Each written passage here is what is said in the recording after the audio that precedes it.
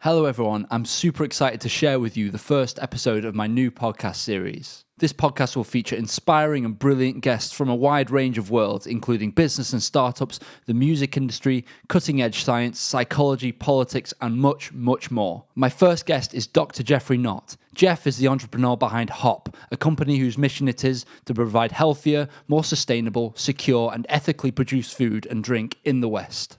He is also the co-founder of edibl, the UK insect company, growing edible insects through the use of urban and vertical farming. His work at our alma mater, the University of Surrey, aims to develop PhD student entrepreneurship, helping to commercialise research through patents and spin-outs. All this, plus much, much more, is discussed in the following podcast. Please visit the links in the description to find out more about Geoff's inspiring and innovative work. We begin by talking about Hop, Geoff's first startup, and his story of developing and manufacturing the UK's tastiest insect nutrition protein bar. I hope you enjoy. So a protein bar is very straightforward. It's an established product in the UK and Europe and pretty much the world now. People know what it is, how to consume it. This might sound really basic, but when you're launching a product, you've got to think of the use case. How does the consumer interact with it? So protein bar is really simple, and we'll be focusing on that more. The powder was a little bit trickier because people would ask, oh, so what is it? And you say it's 100% crickets. And they're thinking in their head, how do I use it? And then there's lots of options. You could use it in baking. You could try and add 5-10% of crickets to a bread recipe, or substitute out some of the wheat flour. Or you could add some to a smoothie, like a few teaspoons. So it was a bit experimental, and it still is. So there's a bit more friction in that use case. It's not just, here's a protein bar, open, eat, done. It was a bit more involved. More of an ingredient than a product. Yeah. It's a lot more, from a business point of view, a lot more overhead involved.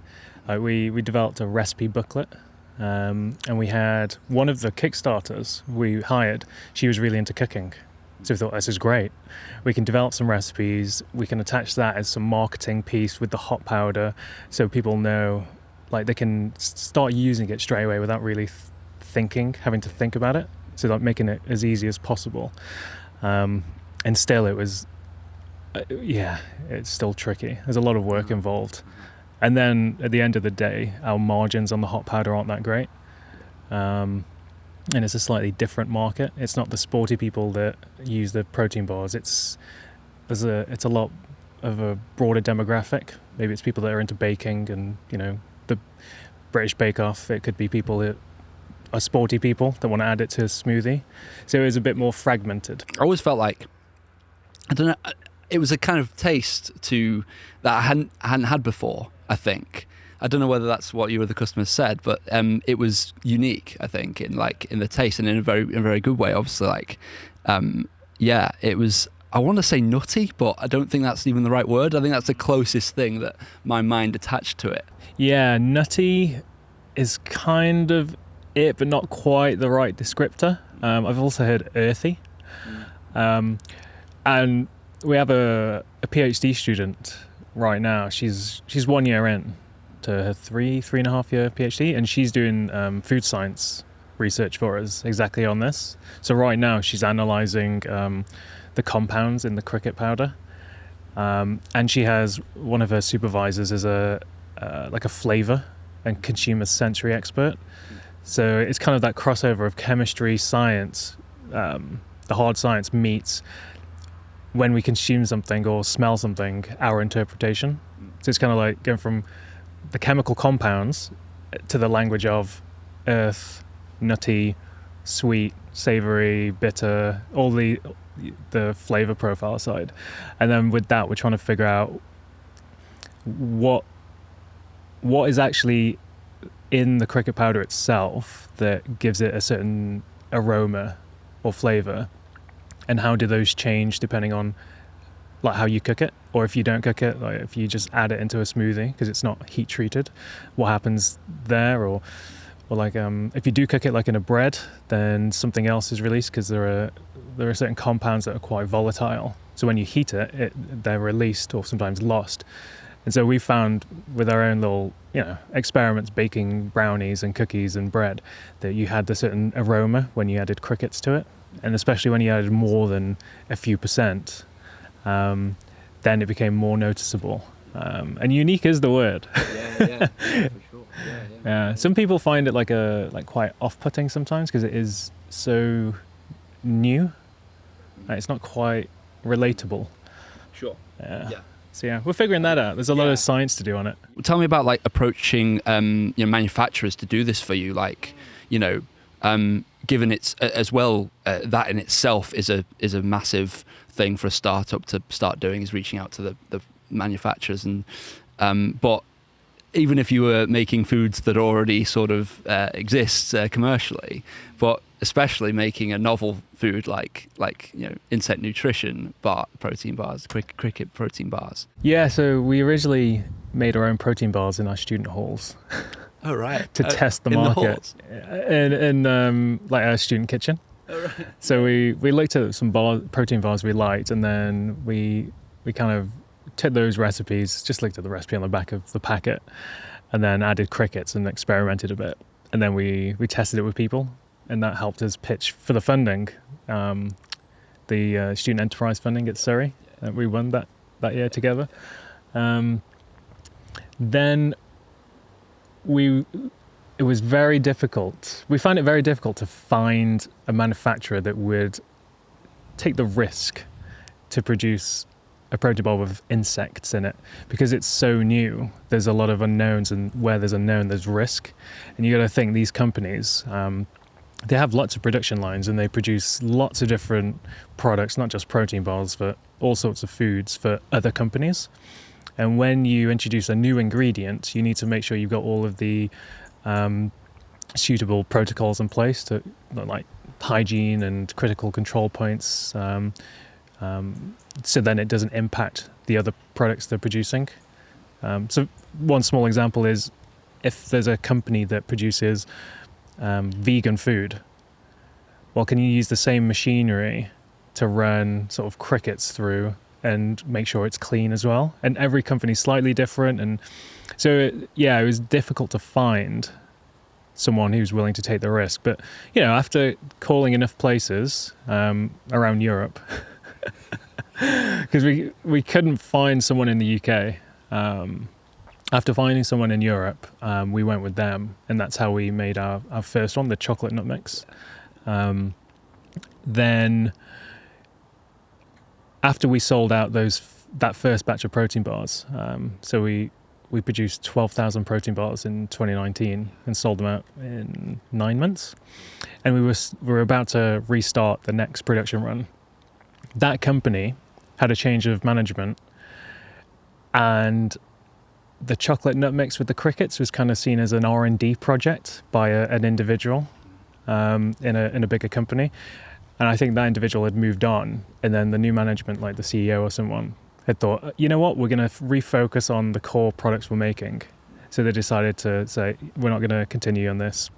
Not that anything bad had happened, it was just, businesses, they have to make decisions, refocus, or put their resources into what's working, generating the most profits, or where they think future growth is going to be.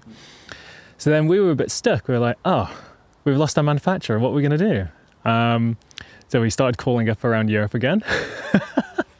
And speaking the languages, or fortunately, you know what? Fortunately, everyone kind of speaks English. Yeah. True. We're in such a fortunate position. Very true. It's the international language. Yeah. It's anyway. Yeah, after a lot of rabbit holes and dead ends, companies that. Yeah. So you like everything, you just got to be persistent. There were a lot of companies that didn't reply. There were a lot that replied and said, no, we're not interested in this at all. And then there were very few that we got past the first and had a phone call with somebody and tried to find out if they were interested. Well, first, if they've done it before, which no one has.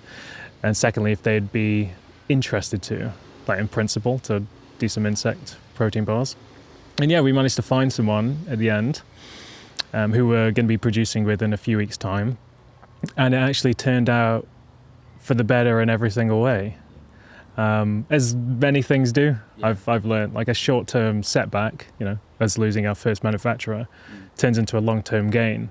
So this new place, they helped us redevelop new flavors. They gave us way more options of different ingredients and all this stuff.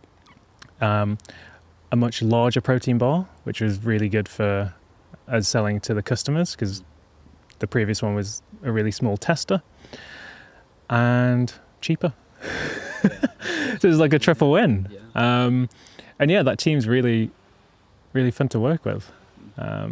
Maybe that first manufacturer is an example, but other companies, bigger companies, taking chances on startups and on things that aren't tested yet is rare. And I do wonder what makes it possible for larger companies, and what their thought process is when startups want partners that are so established, have got the production capability, and all those things, like, as you said, lots say no, but one or two say yes. And those perhaps entrepreneurial, innovative individuals within those companies like it. We're so excited to finally, after all the delays, and finally, we're getting closer and closer to getting back into the fun marketing and sales again, and product development, hopefully.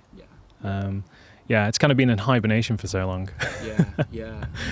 On the product side, that is. So Brexit happened, and therefore EU law became we had to adapt our own, right? And we had to take a lot of what was approved in Europe and basically copy and paste it, for want of a better phrase, to our own law. And so, and I know this is quite recent now, we're talking, but you've been sort of looking at this for a while, obviously, but it's been impossible for insect nutrition startups to essentially produce in the UK and to sell products because of the sort of the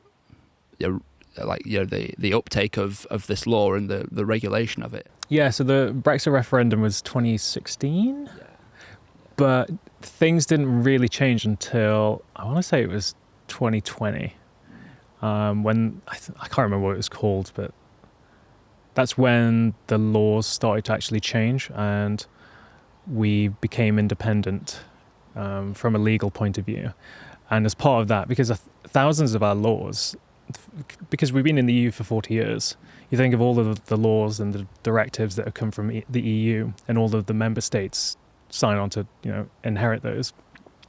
The sort of starting point is the UK copying and pasting all of the EU regulations.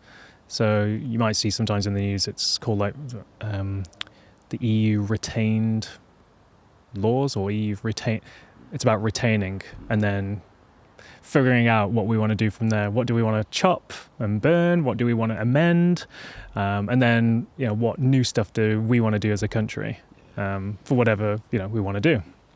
And part of that is that we inherited the novel foods regulation, which applies to, funnily enough, new foods in Europe. And there's a definition around that. So the EU definition, which is still, what we have, is that any food that was not commonly consumed within the EU prior to May 1997 is considered a new food. Right. Therefore, you have to go through this whole different application and authorization process, and you have to tell the Food Standards Agency what the food is. So it's crickets, how it's produced, how it's processed, nutritional analysis, like all the macro and micros, and the toxicology information, like heavy metals, things that could be a risk to your health, like there's and any microbes in it as well. A lot of information. So then our regulatory body, the Food Standards Agency, can make a risk assessment on that, and see, okay, what is the food? Does it pose any risks to people's health, depending what products and the amounts you want to introduce into foods? Who's going to eat it as well? Like, is it the full population? Is it just for children? Is it Is it just for pregnant women? So there's a lot of these things as well, with a view to make any recommendations that companies need to take. So yeah, it's very involved. And yeah, since 2020, the start of 2020, I think it was, there's been a duplication of the authorization process. So if you want to sell insect products in the UK, you need to submit these applications to the Food Standards Agency. Interesting. I didn't know it was 1997 was the cutoff for... I know. I don't know why they decided that, but yeah. I mean, that's got to include some foods that, you know, are quite commonplace by now, you know. Surely there's been many novel foods in that case, if you're including 26 years of food production, you know. Yeah, I think there is a route for kind of, they call them traditional foods. So maybe foods that have been consumed for a long time. Say, I don't know, a certain berry, or it could be anything. Novel foods is so broad. Like a lot of the novel foods applications in the UK system at the moment are actually CBD oil products. Oh, right, yeah. And you can go to the website now, the Food Standards Agency website, and you can click on like a little link, and it'll show you all of the applications they've received, and I think over 3/4 of them, and I think it's a few hundred now, of these applications. Over 3/4 of them are CBD oil products, and there's one that's an insect product, and that's ours, with more to come. Because it's per species of insect as well. There's been progress recently, hasn't there? There's been that they've validated the first stage of the process. So I was reading, which was good news. Yeah, and I understand why it took a long time, because for the past 4 years, our Food Standards Agency hasn't had to do this process.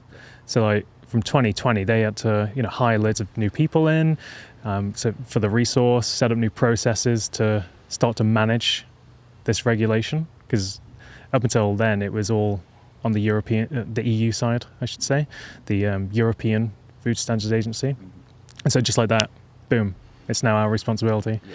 So they were playing catch up on, you know, like 20 years worth of regulation amongst everything else, because novel foods is just one little area of the hundreds of laws. So I get, from a practical point of view, like our system, our civil service have a lot to catch up on. But I'm really, really like cautiously optimistic that despite the short-term disruption post-Brexit, that we'll be in a very good position as a country. I got a few reasons for that. Aside from, you know, you have to be a bit of an optimist starting your own business, don't you? As you know. Of course. But not naive at the same time. So yeah. I can go into those points if you want. Yeah, please do. Yeah. So I actually, so I lead the applications on the UK side, with and on behalf of all the other UK insect startups. So in some ways, it's a nice outcome that's come from the disruption. Like previously, we all knew of each other, but we were kind of at arm's length. And then suddenly we were all impacted by the same disruption, the same regulation. And so we came together and pooled resources and know-how and finances to get an application through. So that's one of the nice outcomes from all this. We've got to know each other more and support each other, which I think is good for the sector. But I also support the EU side still. So I work with, they're called the Belgian Insect Industry Federation. And they're a group of actually 30, 35, 40 insect companies across all of Europe. And they've pooled together resources to apply for insect food authorization in the EU system. And that's still ongoing. That's been going on for 5 years now, like since 2018 was their first application for house crickets. And so I'm helping them with a lot of the new data.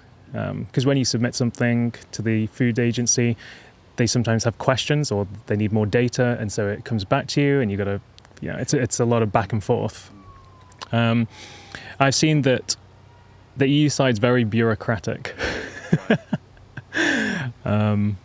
If it wasn't already enough of a hurdle to prepare one of these applications, and the cost It's costed now tens of thousands of euros over several years.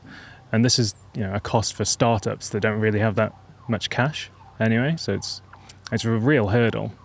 But I'm seeing on the UK side a much more agile and leaner approach to the whole system of how they, receive, assess, progress authorization. So that's why I'm very cautiously optimistic, especially because the UK want to stand out as a kind of science superpower. Sure. I think part of that is trying to remove barriers in the way of innovations coming to market.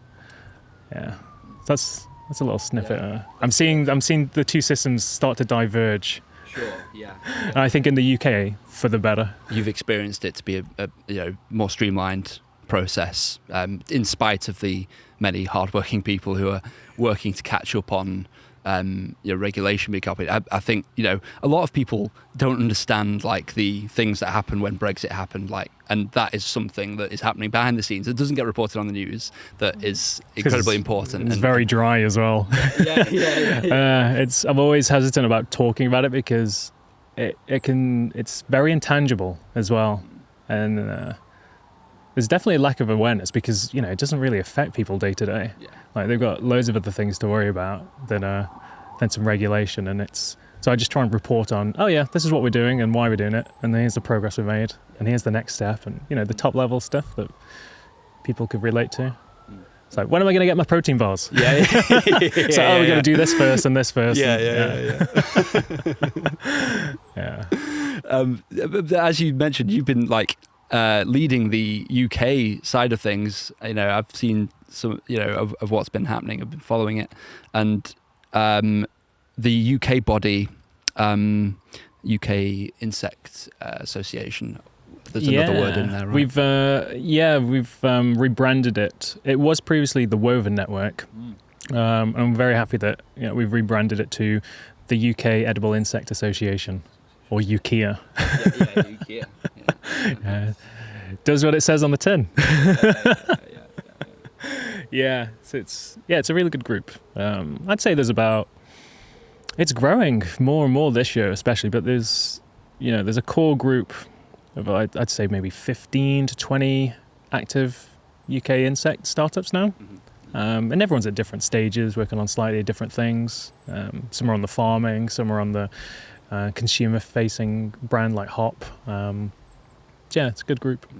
Nice people. Yeah, great. And when did you first sort of touch base with them about this? Was around the time you were needing to send off an application and then pool resources, I presume, from other insect startups, and that's sort of how you became, the one to put the application forward to the government.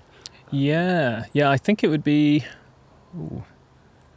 maybe like summer 2020. I think that's when we all discovered that we were going to be disrupted by the regulation. Because not to go down another rabbit hole in the regulation, yes, it was copied and pasted to the UK side, but there was a bit of a gap where the insects that were already authorised in the EU system would no longer be authorised in the UK system. And so the UK government, everyone had to stop selling their products for a period, which was very disruptive. But then they then fixed it later with something called a transitional measure, which is basically the UK government saying, these insects aren't authorised yet, but get an application in now, and as long as it's already in the EU system, you can keep trading while we assess it. So it's kind of it's a pragmatic way forward. But it was during that, summer, autumn 2020, when all the startups realised, we can't trade together. What do we need to do? We need to put an application in. Okay, what are our options? And that's when we all really came together, and I got more involved with everyone. And it's been really good, actually. It's a really good group of people. Yeah. How did that come about? What the channels through which you sort of connected and communicated? Unfortunately, we haven't really had the chance to meet in person. We're all scattered all across the UK. There'll be a big party at some point of all the edible insect, leaders. somewhere. Yeah.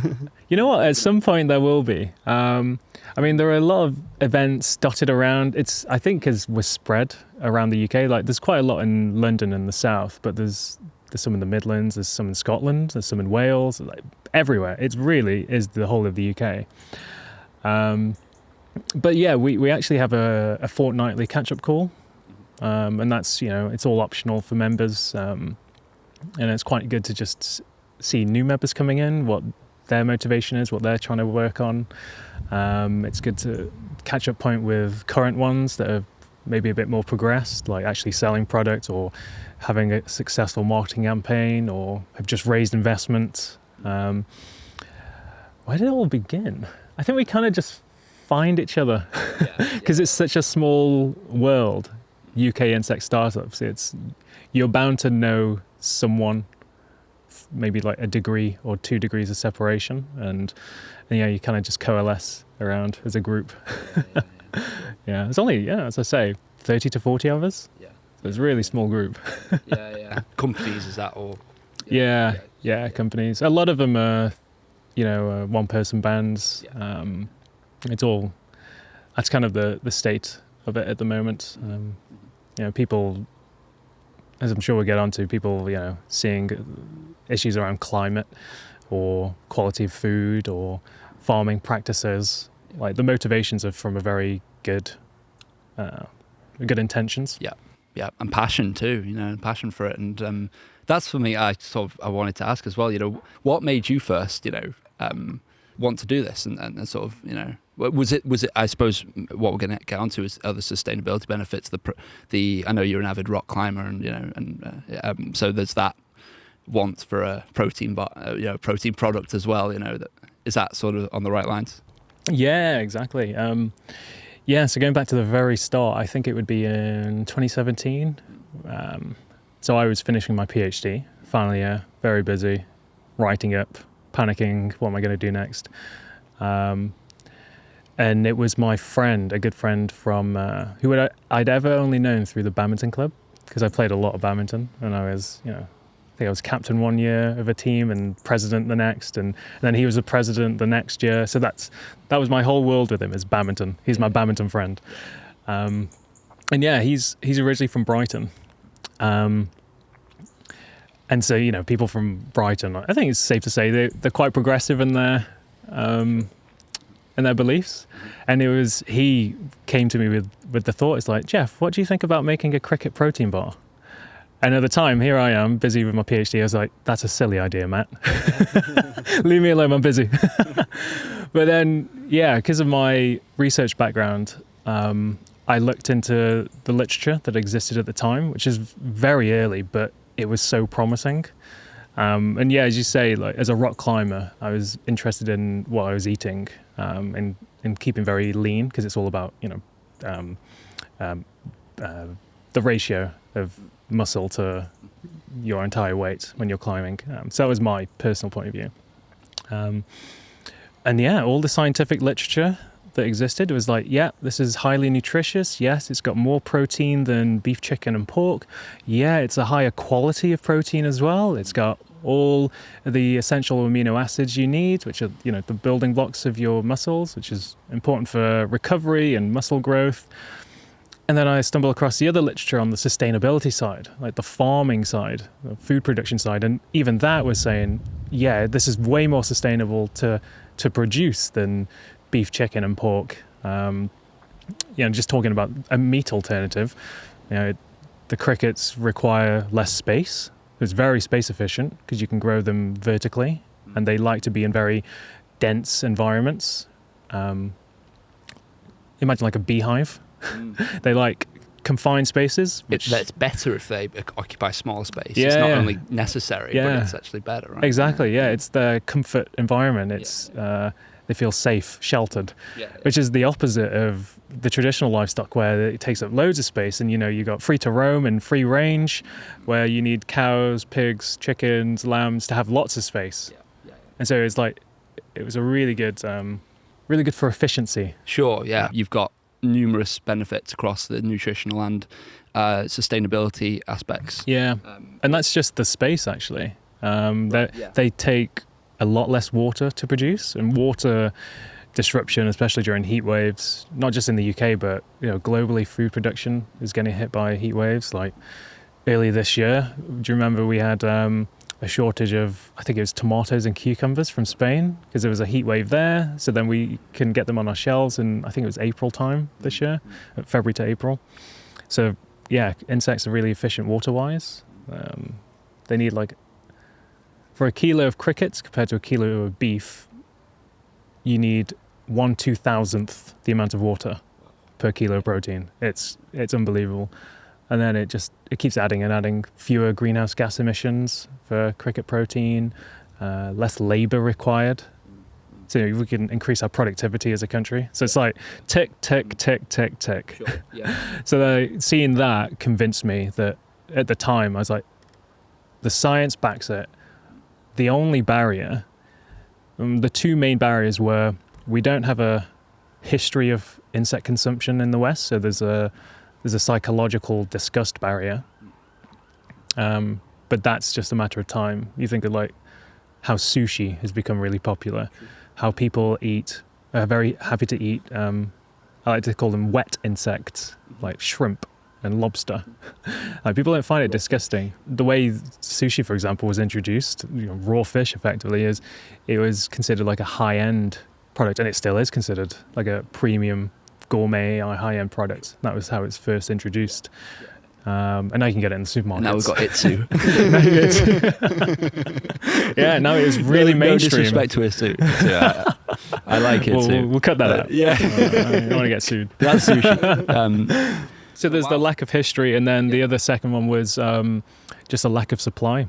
The supply chain isn't in Europe. When we first sourced our crickets, the only one reliable supplier we could find was in Southeast Asia, which is understandable. That's where they've got the history of insect consumption, the supply chain, but it's getting better. Mm-hmm.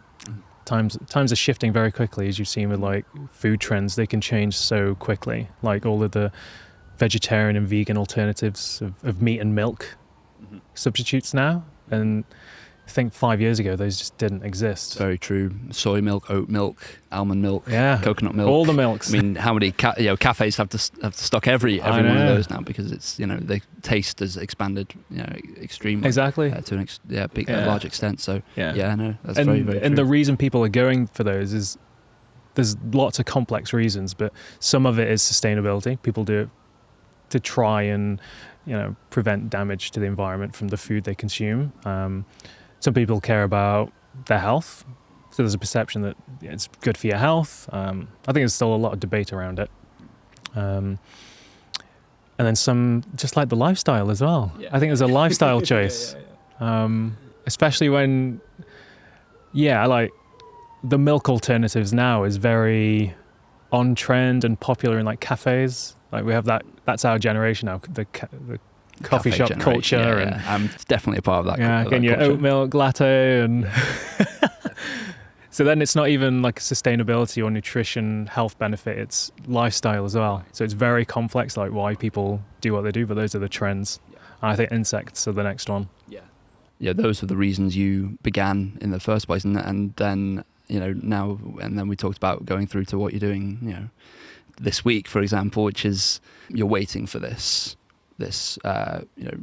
process to happen with the FSA, and are you preparing for the next steps? What your thought process is? This and last week. We are producing our next products, in the next week or 2 weeks. It's very soon. So we can get them delivered into the UK next month. Fulfill the Kickstarter rewards. Yeah. What is it? Two and a half. Almost coming to 2.5 years later. Wow. It's not bad. I mean, there's probably Kickstarters that have done. It's crazy. I thought it'd take us 5 or 6 months. Yeah. Let that be a lesson for people out there starting businesses. Things do take longer than you think. There's lots of unexpected setbacks. It's all about persistence. So we're reproducing soon. I think this next batch of products is going to be about 15,000 protein bars. 3 flavors, and I think we've already pre-sold about 50 to 60% of those, which from a business point of view is great because it de-risks a lot for us. Because like as soon as you get the protein bar produced, you have a 12-month countdown timer for shelf life. So yeah, there's a lot of consideration when it comes into reproducing, and the pre-orders helped a lot.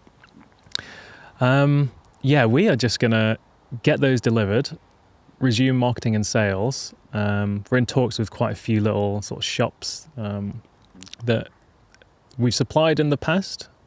So it's a follow-up. It's like, hi, we're back. It took us longer than we expected, but these are the new products. Do you want to restock us? And then lots of new ones that might want to try it. And we'll go from there. Yeah. Like the sky's the limit.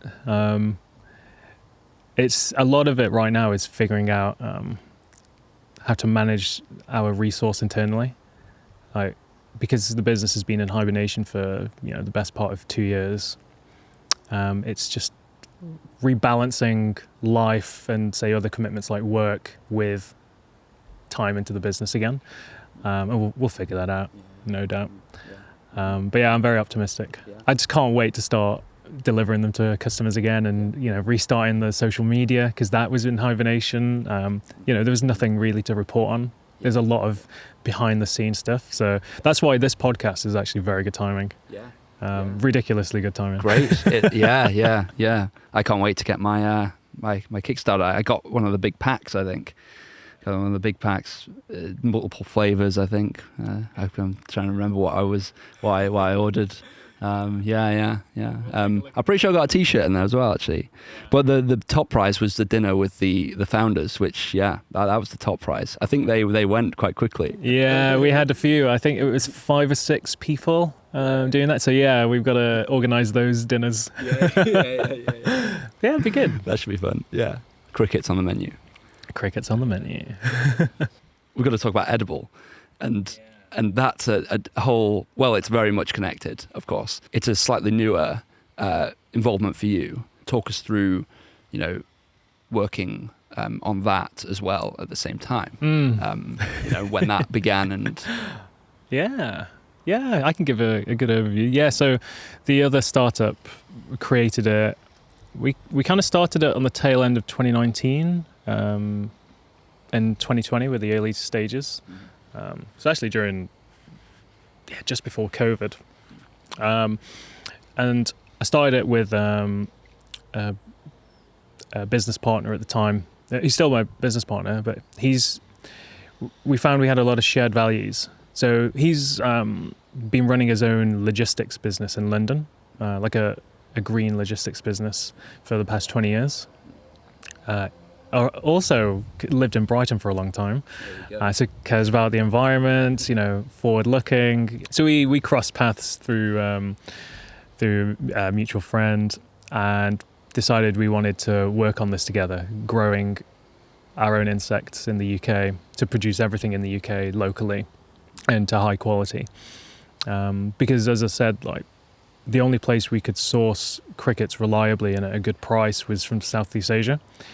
And yes, it's cheaper. Yes, it's a reliable product, but we wanted more control over the whole farming process. So we knew exactly what went in as like a feedstock.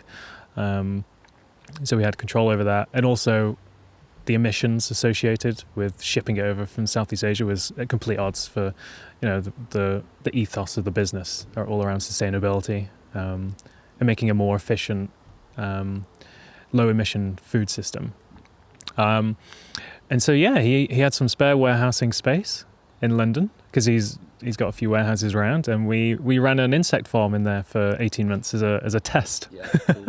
So we used that to, like a proper experiment. We were like, okay, how do we farm insects? Where are the areas for improvement, like an innovation or the processing? And that's how this is at the same time, recall the regulations kicked in on the hop side. So that was going into hibernation. And so I had a little bit more spare time to start this piece up. The intention is to grow our own insects in the UK for UK produced and processed foods for UK consumers. So it's all a nice closed system, minimizing the logistical emissions. And yeah, that's been progressing quite well.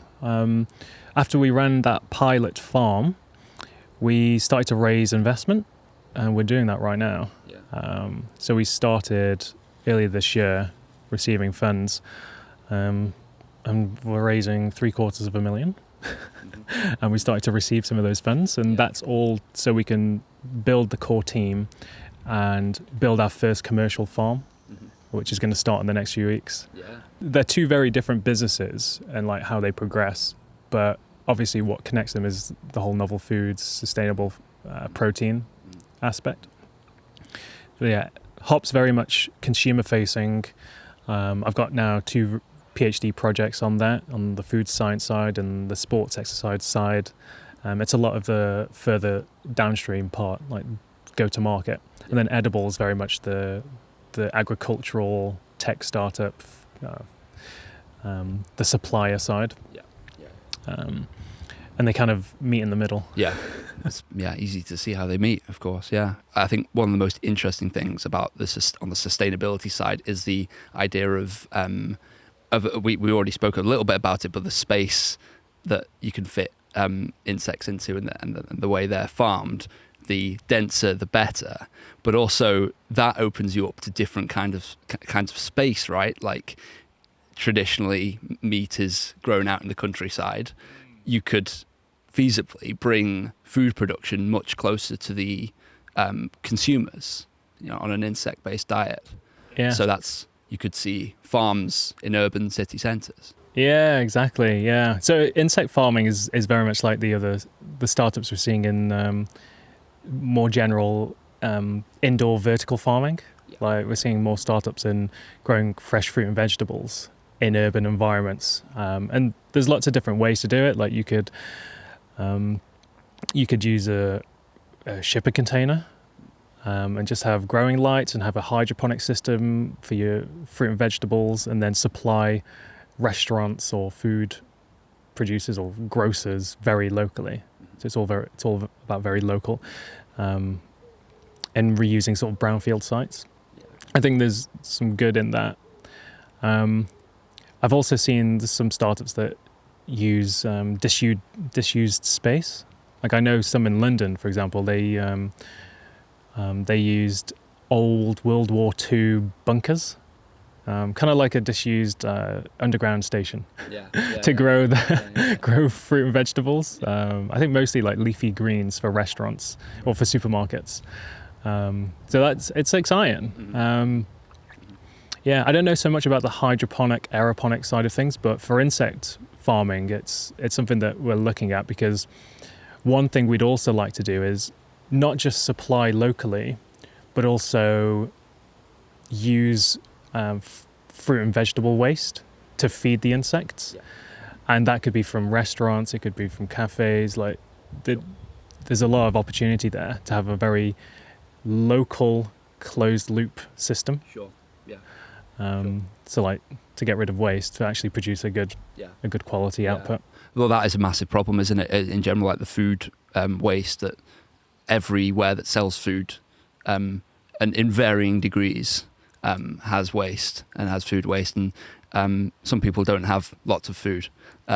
Seems a gap between the food and where it needs to go. Whereas producing insects in city centres, there are poor communities there that and food banks are a thing, and you've got an opportunity to, essentially very efficiently, very quickly, with not much space and the lower costs involved, produce, food for a growing population. Exactly. Yeah. Even there's so much pressure on the food production system. Like I'm reading more and more about it. It's such a complex problem. There's so many stakeholders. You've got farmers that produce the food, but then you've got the relationship between them and the buyers. It could be supermarkets, it could be food processors like abattoirs, for example, and then you got further downstream where you've got the factories that produce products that go into the supermarkets, and it's very complex. There's a lot of moving parts. Yeah. It's amazing how it all works, really. Yeah. We get the food on the supermarket shelf that we want, but obviously something's not working because, as you say, food banks are being used more and more. I don't think there's so much right now a shortage of food. It's more a distribution problem, it seems. Right. That does seem to be one of the big problems of our age. And if you look at it more globally, it's just the same problem repeated, but on a national scale. You've got high obesity rates in places like North America, and yet malnutrition is huge in Africa. So there's a lot of problems to solve, but where there are problems, there's opportunities. Of course. Like if you provide a solution. Yeah. I think insects will be quite an important part to it. Yeah.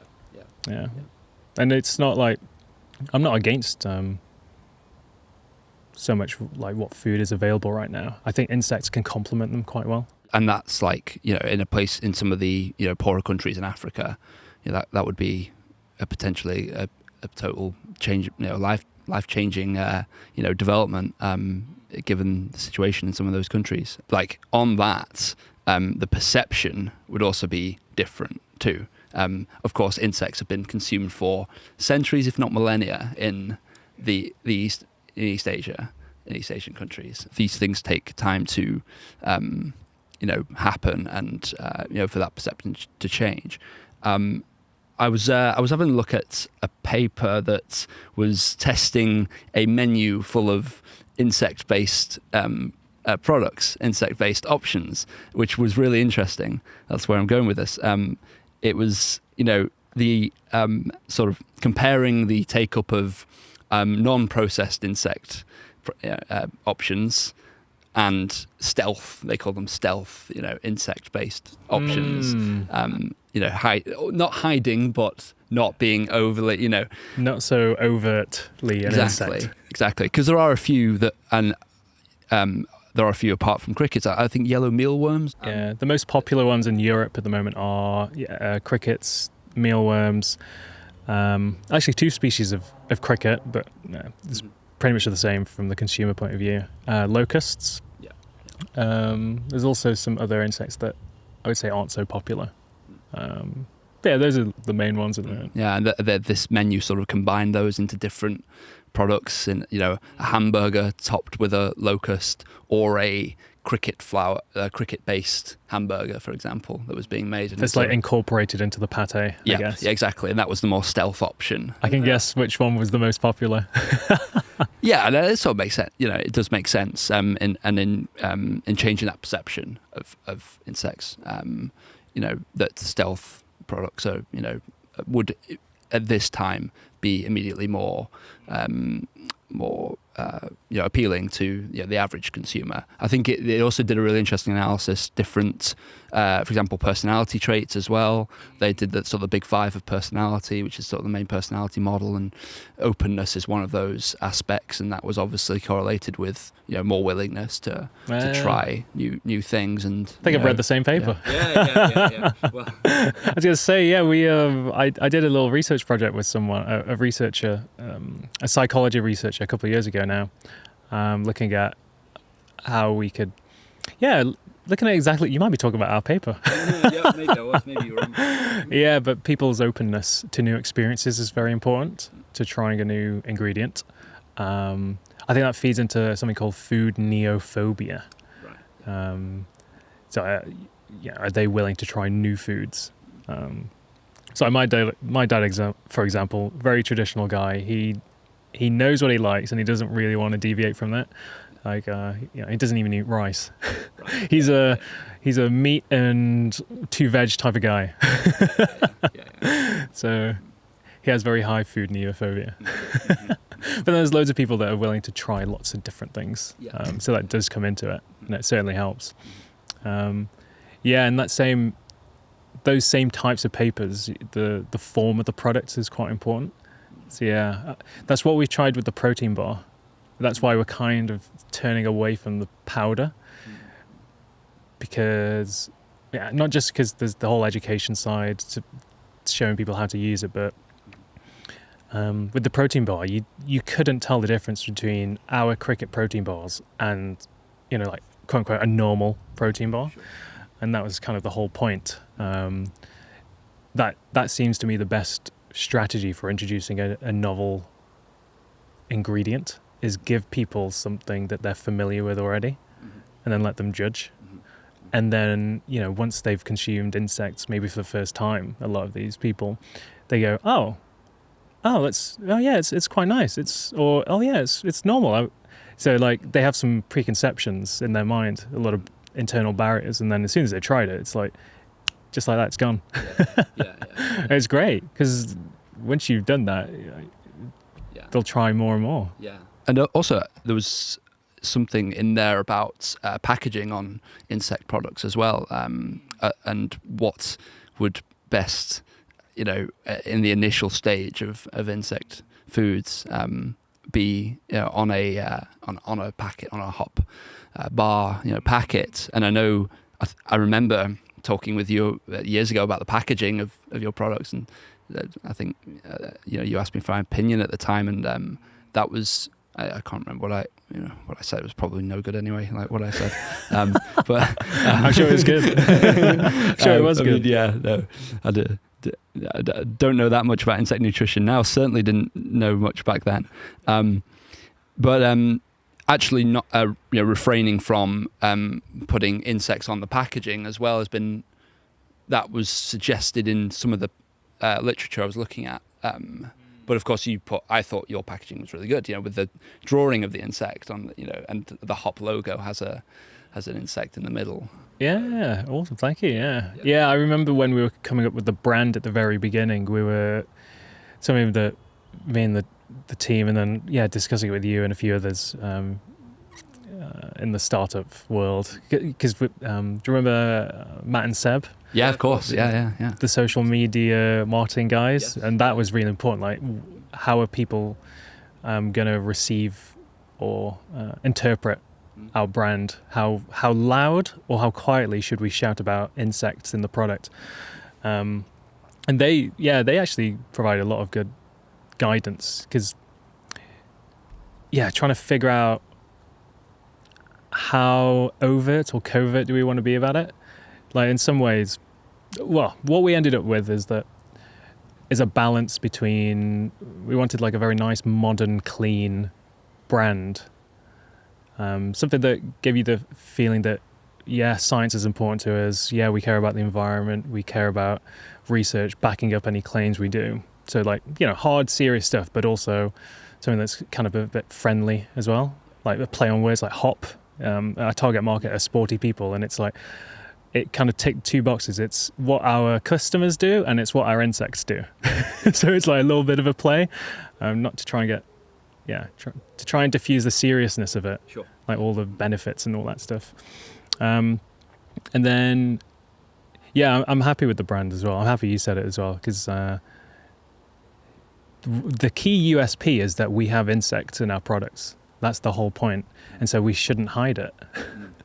Otherwise, in some way you're kind of admitting that there's something wrong with it if you're trying to hide it. And there's an ethical side as well. I think consumers, we should know what's in our food. Like, that's an important point as an aside, but we should be loud and proud that we have insects. So I think we got the right balance. Yeah. Having on the logo the insect, it's like subtle but not too subtle. It's like playful. And yeah. I can share one of the other trademarks we explored, and we actually have this trademark as well. So like our target market right now is sort of sporty individuals, young professionals, say age 20 to 35. Rock climbers is a key niche for us. Going back to the whole openness to new experiences and caring about the environment, like rock climbers are one of those groups of people that it's a perfect match. They're out and about, they've got hands on rocks, they care about nature, and they also care about the food they eat. So it's like a tick-tick. The other demographic we were thinking of targeting was actually children, because children haven't been educated to find insects disgusting yet. Like, it's an adult thing, something you learn. Children are really open to trying insects. They're very curious, especially at ages of, still just before their teens, like, 10, 11, 12, about 13. So we had another trademark called Superbug. Yeah. And it was going to be for children's nutrition. Yeah.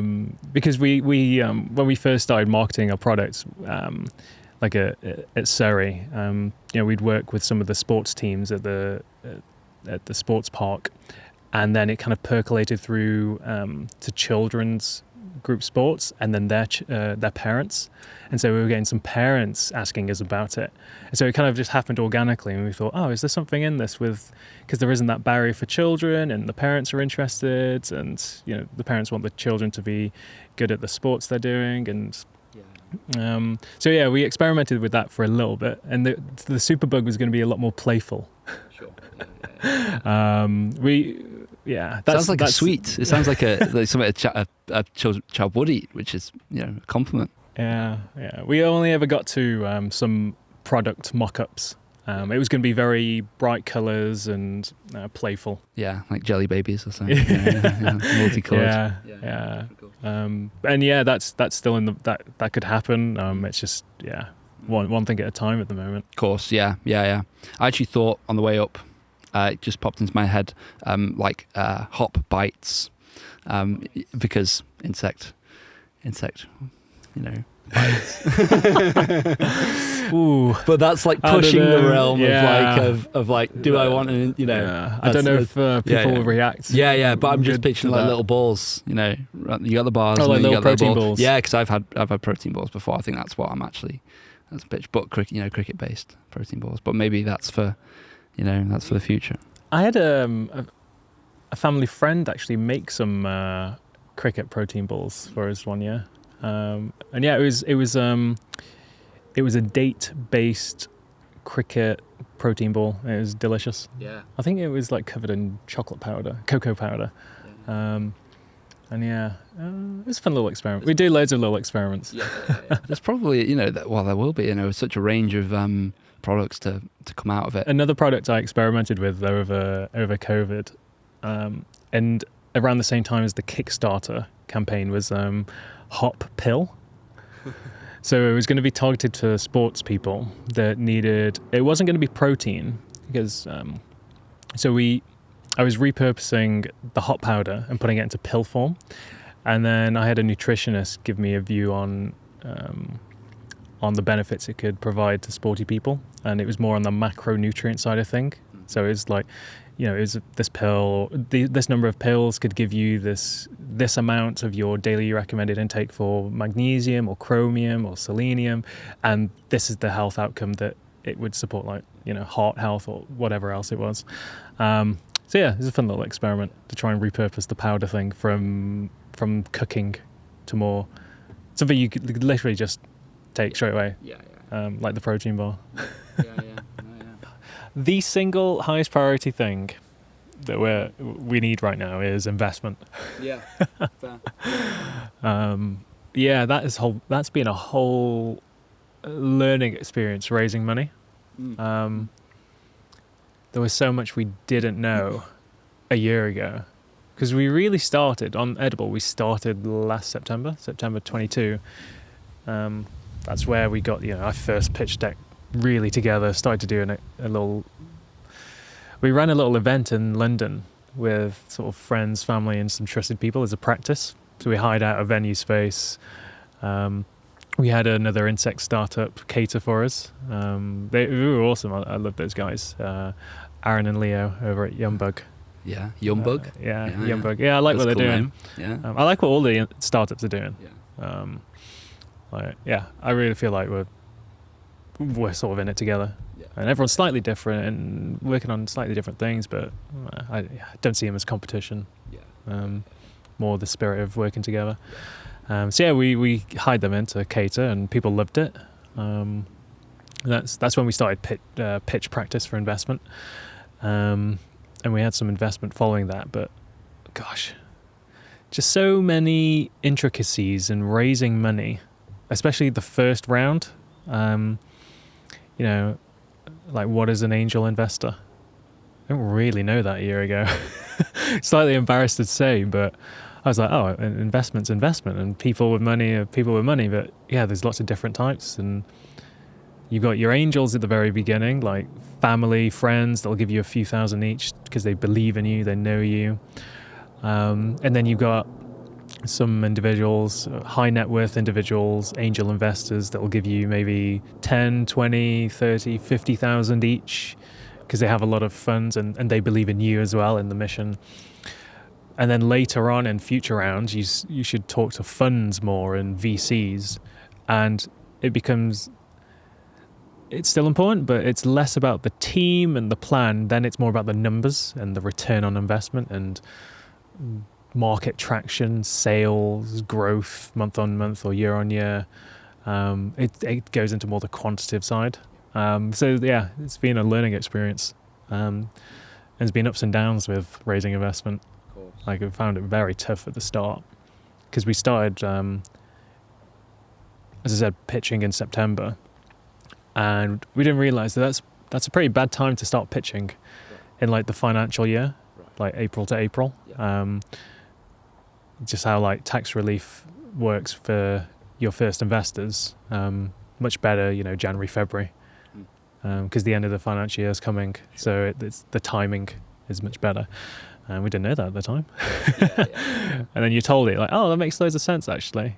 That whole space is just, I always found it really difficult to understand as well, because you're a startup founder with low resources and you're on this life path, right? And maybe you have to work too, but then you're trying to bring into your family, really, and that's also an interesting point because it's got to be somebody that really respects you, and you've got to respect them as well. It's even the best deal financially is not necessarily the best deal, right? It depends who you're with and what they bring to the table as well, and what you can give them, and vice versa. It's because your startup is your family, and you're trying to sell a proportion of your family, but that's that you need a really good person that understands you, and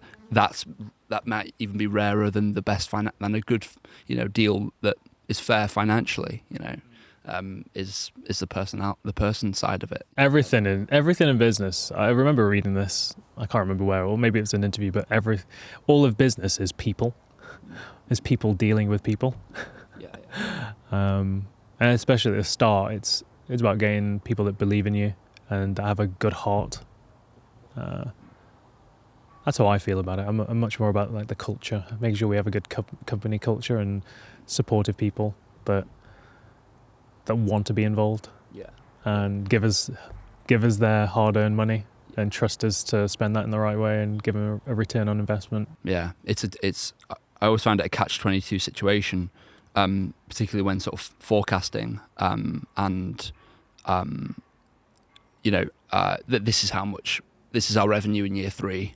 It's like, given all these assumptions, and the further out the projection goes, the more assumptions you're making about what happens and what doesn't happen, like COVID, like the Brexit change of law. It's I feel a bit like trying to be a prophet when we used to pitch. It was always that way, and that's difficult. That was difficult for me because you need to be confident in what you're saying, and I'm someone that likes predictability and likes and I don't like saying things. I try not to say things that are far-fetched and that I'm not 90% sure of.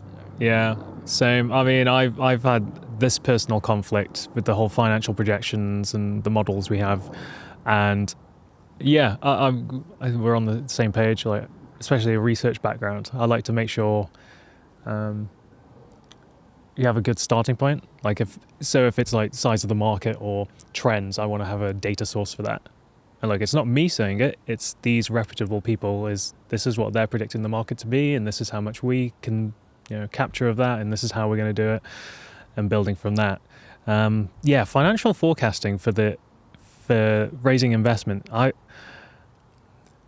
I felt very conflicted on this because nobody knows what's going to happen in the future. And you're expected to have a financial projection 3 to 5 years out, but no one knows what's going to happen 12 months from now. So it's kind of like it's a balancing act. It's the way I've approached it now is, okay, here is the raw data, market data. Here are the trends. Here's our plan and how it feeds onto those or feeds off those, how we're going to capitalize on an opportunity, and try and outline what the assumptions are and where the uncertainties are. And some of that I've had from investors is requests for like scenarios as well. Like, if this, then what? So like, if the price of this changes, how does that affect you? Or if this partnership doesn't work out, how does it affect you? And that I could get on board with more. There's a bit of work in it because like playing with a really fat spreadsheet that's quite complex for the model it takes time, but I get that point of view. But yeah, it's certainly like, I don't know how much of it is science and art. I think it's very individual as well, because like you, I only want to say something if I am fairly confident in it. I think everyone's slightly different. Certainly me, I'm quite conservative with projections, not just amounts, but also timelines. Like, I'll try and look at the worst case scenario and work upwards, like try and under promise and over deliver. I'd rather that than the opposite. And there's a tension there because you can see like, I can imagine there's a lot of pressure on startups because there's a culture of startups, isn't there? You look at the Silicon Valley sort of things, and you get told, we want to see a hockey stick of projections. It's like there's a template, but it doesn't feel genuine. Yeah, exactly. Like, people are just making numbers fit whatever narrative they want. And then it's a bit of a chicken and egg, because I think if you have the confidence and the balls to, I think sometimes, quite frankly, talk BS, then you get the money to deliver what you've prophesized. Right? So I'm conflicted on that as well. You have to kind of, in a way, fake it to become it. Which I think is a TED Talk somewhere. All the TED Talks. So, I'm in the middle of it now. Done loads of pitches, loads of follow-up calls with individuals, investors, and investors are very different as well. Even if they're all angels, they each have different types of questions based on their own experiences. Like, some people won't care about looking at the financial model. They'll just know you and the team and trust in that, and they'll give you some money. Others will ask more involved questions like, oh, I want these scenarios or these projections, or they'll go into the minutiae, like a gross profit. And at this stage, I think it's like, that's not quite the right question. And I'm starting to have the balls to push against it and say, yeah, I want your money, but I'm not going to go through all this effort and jump through these hurdles to give you an answer, and then you end up not investing anyway. Because I think there's some of that as well. I think there's some investors out there that just like the power. Like, a startup coming to them, they have the cash, it's them asking something from you. So then I think that, fortunately, we haven't encountered any of that. It's just, I'm kind of processing it at the moment. That's an interesting point, the relationship between the startup and the investor. And maybe that's the paradigm I came at it with, in that I sort of, the investor has the cash, which is what what was needed and what is needed, for the startup. But at the same time, if it's going to be a good deal, then it's got to be reciprocal. And what I'm providing is equal in value to that cash. If the investor thinks that's the case, then it is. And sometimes it doesn't feel like that, it certainly doesn't feel like that at times. But that's that. I'm talking from like my own perception there, So, and it comes back to that confidence, I think, as well in your product and your idea. And I just tried to, I probably had lots of coffee before a pitch, and and wanted to be as enthusiastic and as passionate as which I always was. Yeah, same. I think that's my style of pitching as well, is practice it so much that you know it back to front, and then you can enjoy the experience more. Like it's always a good opportunity to pitch to someone, because everyone's busy with their own lives, and then I think any opportunity to present or pitch. I don't know if you found this, but I convinced myself to enjoy it, even though it was stressful. Maybe some people feel this with presentations as well for like work. They kind of dread it. But I found that it's much more effective if you convince yourself to enjoy it by telling yourself, this is a good opportunity. I get to tell someone what I'm working on. And if it's a pitch, like, this is a great opportunity because I have an opportunity to get money from them, and they can be part of the journey. And then when you take it from that, and also that you've got nothing to lose in doing it, it's all a good experience, whether you succeed in getting funding or a new advisor or not. It's a good experience, because you have to. Yeah, I think maybe both. I could certainly speak for myself. I know I've done a lot of pitches in the past which weren't the best. I probably didn't tell the story quite right, or focused too much on something that wasn't that important to an investor or the audience, whereas I cared about it and wanted to talk more about that. But that was missing the point. You got to talk to your audience. To lead a successful startup, you need to have a little bit of everything. Like I know I'm a creative, like, I'm a musician, and that's my paradigm. That's what I like doing, is creating stuff and envisioning the future and picturing things and like I think that goes along with good salesmanship as well, and that's what we're doing when we're pitching, is selling the business, selling the product in equally as you would to customers in a different way, but and having this all round sort of, and also being a numbers person as well, which never came naturally to me either. Also like the scientific and logical thinking as well, but numbers almost seems to be a different kind of category, especially when you're talking startup funding. Yeah, it was a different language. Like, I'm because of my scientific background, I'm pretty okay with numbers, but the financial projection side of things, and then how to package that and pitch it to investors, it's different because they've got different expectations. And at the very beginning, we didn't quite know what to focus on. And then we learned, they're going to focus on return on investment. That's their expectation. I want to see a 10x return on investment within the next number of years. And even every investor is slightly different, and every fund is slightly different. So it's very varied.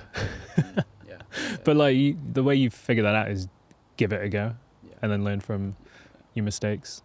For sure. But it's a different world. Yeah. And it is a bit of a struggle to wear a new hat. Like, I'm not. I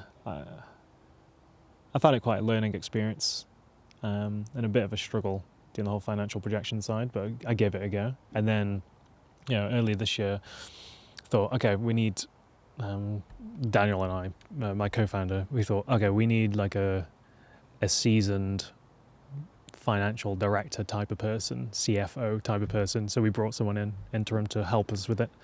And that's worked really well because we've learned a lot from him. And he asks us loads of questions. He's like, so what's your plan with this and this and this? And then it's like, oh, we never thought about that before, but it's because he has something in mind of how to structure a financial projection. Like, it's quite complex. And it can turn into a rabbit hole. Like you can play with models all day. And sometimes it feels like a bit of a distraction. It's like, no, I need to progress these plans or this new partnership or this project that's going to yield a tangible outcome. But it's needed. You need to, at the end of the day, show to investors some credible stories to their numbers, like the market, where you are at the moment, how your plans are going to generate some revenue, number of customers, like also the tangible bit. to show that you thought about it. Yeah. So, and that's the purpose it serves at the moment. Yeah. There's a lot of talk around solving problems and find a problem to solve and solve it.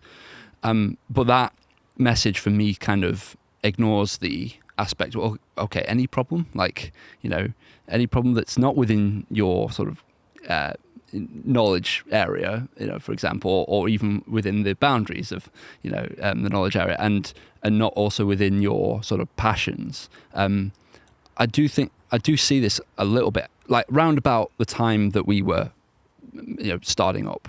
There was a large sort of social media presence on entrepreneurship, and there are lots of entrepreneurship influencers, on social media, on Instagram, on YouTube, predominantly, and saying start a business, quit your job,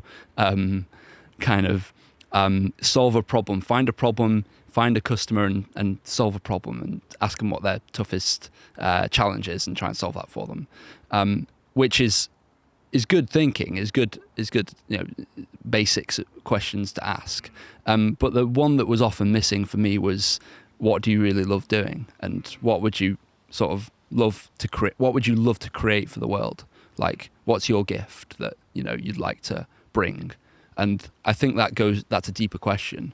I think it's a much deeper question, and I think that question isn't asked as often as sort of, what problem are you solving? And I think it's equally as important. And actually, for me, it's more important, because entrepreneurship should feel very natural. I think it should feel like this is what I'd be doing if it wasn't, if there was nothing in it for me, and money didn't exist.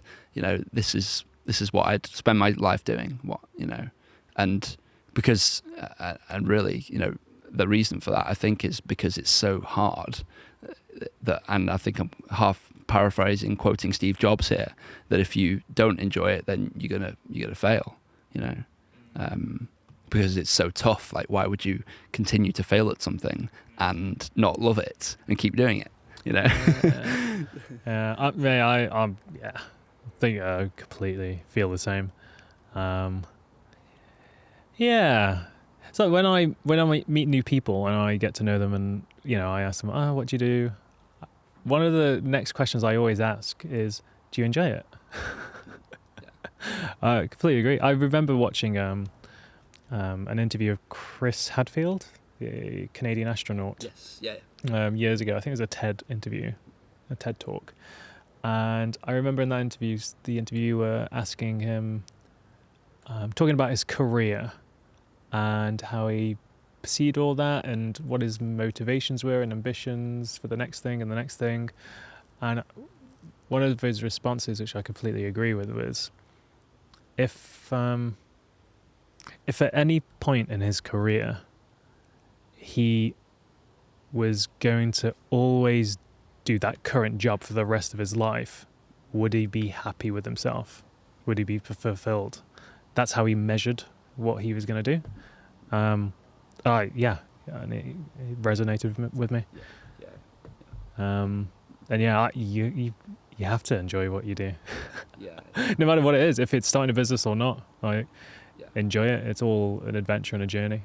And it's what you're going to spend your time on, which is your most precious resource. There's going to be loads of people out there that are doing stuff they don't enjoy. Maybe it's a means to an end, because we've all got commitments, like maybe family or house or bills or whatever. So I think in that respect, it's still maybe a privileged few who get paid to do something they enjoy. But I think people need to at least be aware of the question and ask themselves, do I enjoy this? And if not, you should change. Exactly. Change it. If you can, change it. And I just saw a lot of messaging out there that was that a business, a startup is the only way to do that. But there are so many people who are in love with their jobs, and actually you get, in particular, there's a lot of companies, I think Google is one I've read about, in particular, that, the leaders within that organization at the maybe at the lower levels feel like entrepreneurs. They might call them intrapreneurs, because they're working within a company, but they're playing with things. They're coming out with new ideas for that company, and it feels like, but without the threat of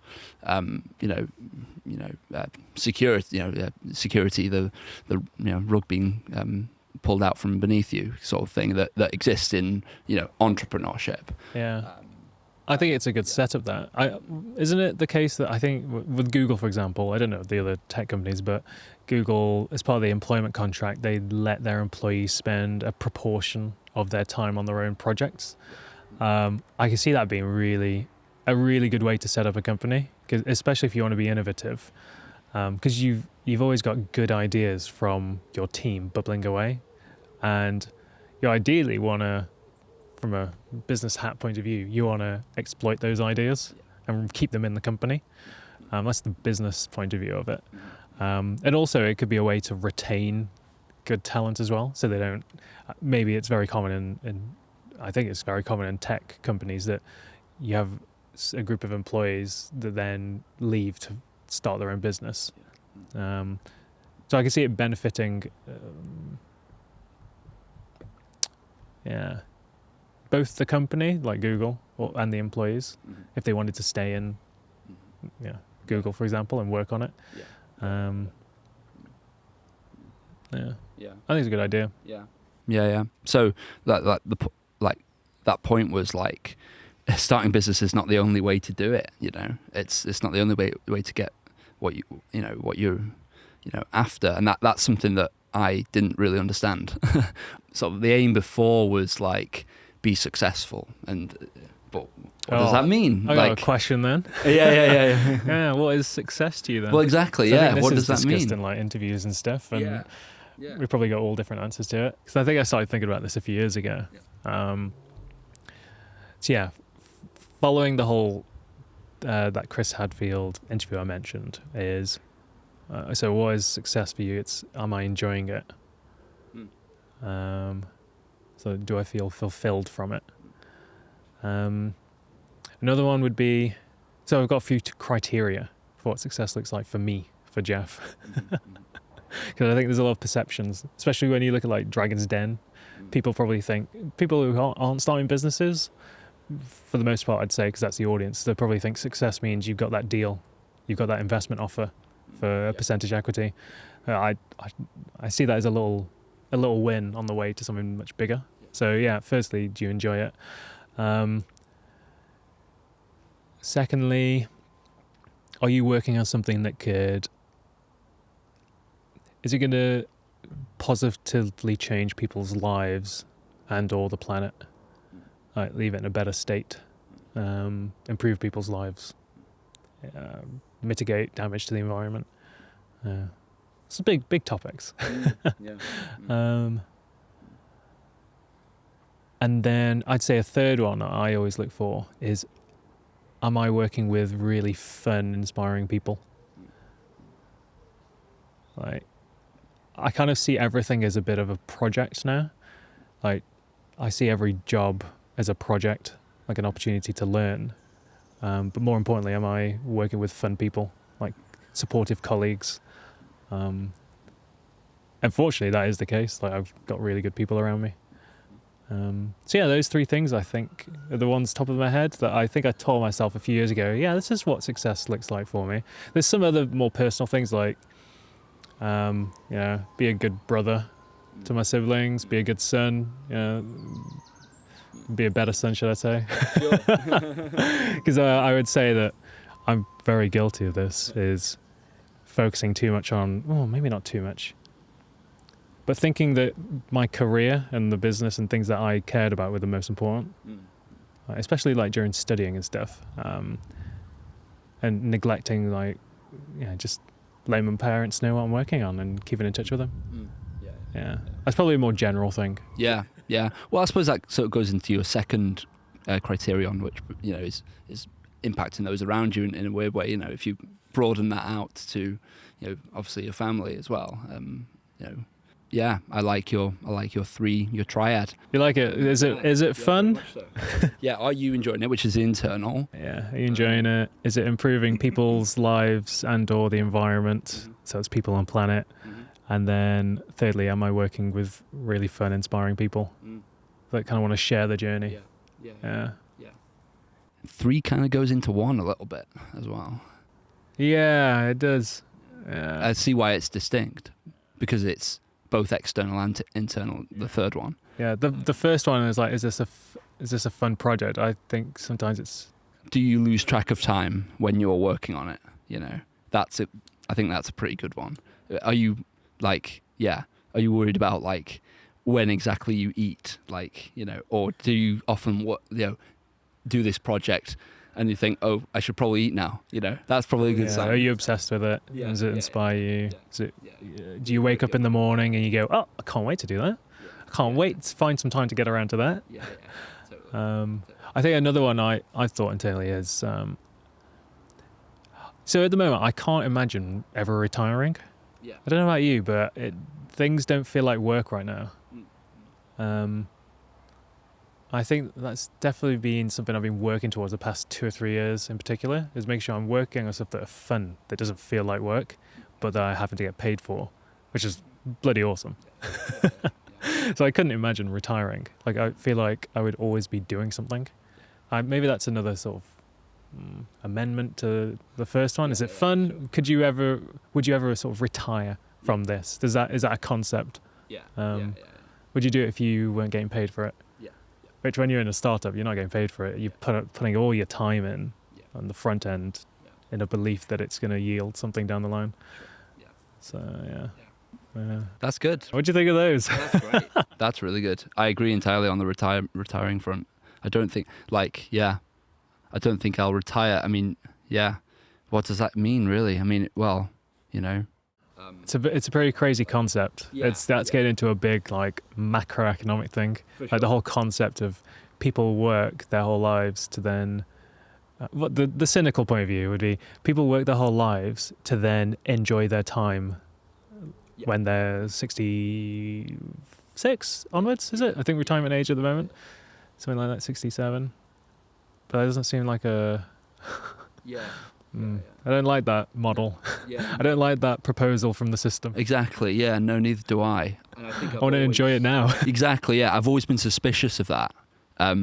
Perhaps even through teenage being, I've always been suspicious, like, this doesn't seem to make sense. Like, in my sort of childish naivety, surely there's not a better way, but just a... Is this it? Is this it? Is this the system? At the end of the day, we're here to enjoy ourselves, and like, I'll still be, I'm pretty sure I'll still be obsessed with music when I'm 70, when I'm 80. I don't see that ever going away from me. I really enjoy being creative, and I don't think that will ever change. Yeah. What do you think? Well, I think you've hit the nail on the head, before? And maybe not for a while. I mean, it's also great to have loads of money. It's great to have loads of money. Yeah, if you're fortunate enough to have some money and all that stuff. Obviously, it gives you,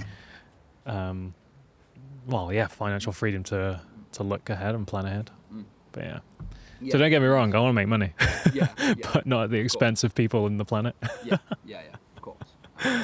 And there comes a certain amount of money, I feel, at which point your life is no longer much different. Certainly, you can impact many other people's lives with an ever increasing amount of money, let's say.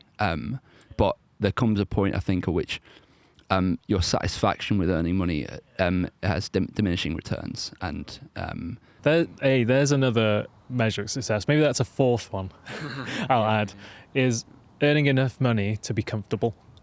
There's studies on the whole diminishing returns of happiness with salary. I'd add that as a fourth point, actually, because you have to think about it, haven't you? The bottom line, like paying bills and commitments and stuff, and funding your lifestyle. Like if you want to travel or do stuff with, have great experiences, like Fred again in 2 weeks' time. Earning enough to be comfortable. That's success, actually, as well. For sure. I think, Fred again is, he seems like, and he's a good example because he seems to enjoy it. Like, he seems to genuinely enjoy. I don't know if you saw the clip from Glastonbury. He seems to absolutely love what he's doing. And most musicians, to be fair, if you're playing Glastonbury, really love it. But he shows it, all the time. Every minute of the set. Yeah. He's smiling, he's having fun, and this, it's contagious. Yeah, definitely, and you can feel it in the music as well. On the kind of on the flip side, you've got people like Billie Eilish who, the music's kind of depressing. It's kind of like, it's not joyous, happy music. 90% of Billie Eilish's back catalogue is the lyrics deal with depression, anxiety, difficult relationships, those themes. It's all relatable, isn't it? But yeah, it is incredibly relatable. But that's so. I don't imagine that Billie Eilish was kind of smiling, enjoying the process of writing some of this stuff. But what was coming from her was something deeper than fleeting happiness, which was I'm going to express what I've got to offer the world, and not all of it's pretty, not all of it's is sort of based in happiness, but nevertheless it's my message, it's my contribution, and people love it. This is much more your area of expertise than mine. I can't remember names of any songs or any artists. Whenever Emma puts something on, I'm like, oh, what's that? And the name goes in one ear and out the other. I was like, oh yeah, I like that. What's the song that goes duh, duh? And then it's all very audio for me. But yeah, with things like that, it has to be relatable, doesn't it? And I guess people, this is my guess at it. You can tell me if it's the case. But if it's something, like a bad breakup or something depressing, what people get from it is that they're reassured they're not the only one. And so it's comforting. And maybe it's when they hear a song that's depressing, it's oh, it's okay. Others feel this as well, so they don't feel alone. I guess that's where it might come from. And I do think it relates, actually, because creating a business, a product for people is a form of art. It's a form of being creative. It's your product's an expression of you. I believe that, and I believe that the greater extent to which it's an expression of you, more people latch onto it. Because, as you say, they get this authentic message through that they can relate to. And that's also, if you're bringing anything into the world, it could be a product, a song, a piece of artwork, a film, it's got to be an expression of you, and it's of sometimes things that are difficult to share, and that can sometimes be the case. And the funny thing is, which was my point, was that the artist is often expressing that from their point of view about a very specific set of circumstances or people within that artist's life.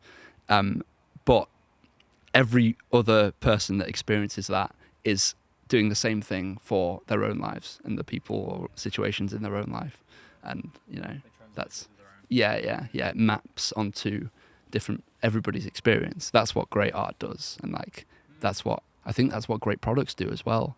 Apple and the products they've brought out, the iPhone, the MacBook, these are also pieces of art. When they came out, they were the only products that looked like that.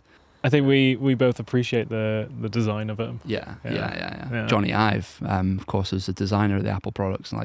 His biography is brilliant. That's one it came out quite a few years ago now. I must have read it a couple of years ago. The designer behind iPhone and iPad, and I think I've tried to watch every interview of his. He's an interesting guy. You're now sort of responsible for an accelerator within the University of Surrey, almost, which is looking at the PhD projects that are happening there and IP that's being developed. That to me has always seemed like a huge field of opportunity, and knowledge and technology that's sort of, I mean, it does. It obviously has happened before. Startups have gone on to become very successful out of postgraduate and PhD projects. But it feels like there should be a lot more than is, than comes out currently, and so much potential. Smart people who are passionate about what they do. This is surely a breeding ground for entrepreneurs, for startups. Yeah. Oh, exactly right. It's a massive untapped potential. Like the UK has got such a strong research foundation. Like, we have some of the top universities in the world for academic excellence, and yet we don't get as many startups or things commercialized out of the lab compared to the countries like the US, which are great at doing it. And it comes from my own background. Like during my PhD, when we first met, and maybe we should touch on that. How we first met, working together on some things. I'll start with that actually. I'll cover what I was doing, what my motivation was. We'll touch on our work together, and then the program I'm kind of working on now. My PhD, spacecraft engineering. That's like my core interest, astrophysics, astronomy. But I found those were a bit too theoretical. I wanted something tangible, like make a real impact. And so engineering and sort of spacecraft engineering and there's a lot of startup activity in that now, a lot of investment going into space startups. That was really appealing. So I wanted to commercialize some of my research, and those are materials engineering, things to do with like composite materials. And then we cross paths. Student enterprise, you're working on compostable tents for music festivals, and then we started to collaborate, didn't we? Yeah. I was like, I could use this material and this sort of structures thing that we usually use for spacecraft. We could use this in a tent.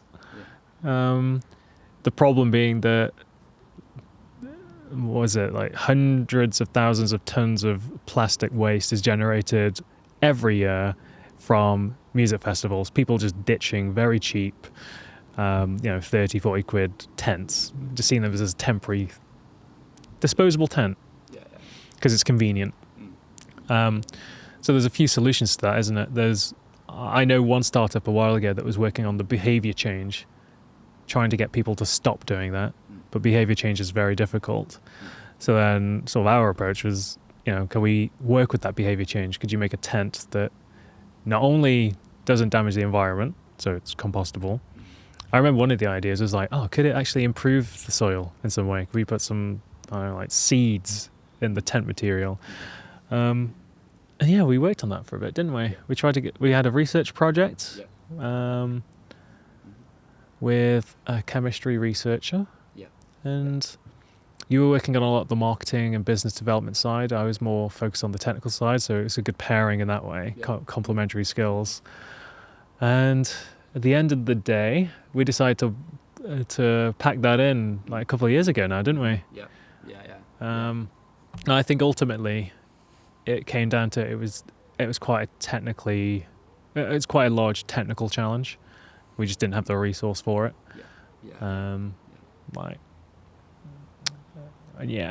then we had a lot of commitments as well, for our own, me and my businesses, and you with career change. And so that's just one of those things. But despite all that, it was a good experience. I remember having calls with the industry sponsor of my PhD, because they owned the IP behind it. And that was fun. I think we pitched to them at some point. Do you remember? Yeah, it's all coming back now. And that's just good practice. And it goes back to the whole, what does success look like? It's like, that was a fun experience. Pitching to an industry, a company that owns the IP, pitching them an idea we have to see if they could give us a license for that. And we got that. And so if we ever wanted to do something like that in future, we know how to do it. Like, it's something we gained from a fun little project. I quite enjoyed it. Setting up research projects with that researcher at the university. having her student work for us as well. Yeah. If you remember that. That was great. Yeah.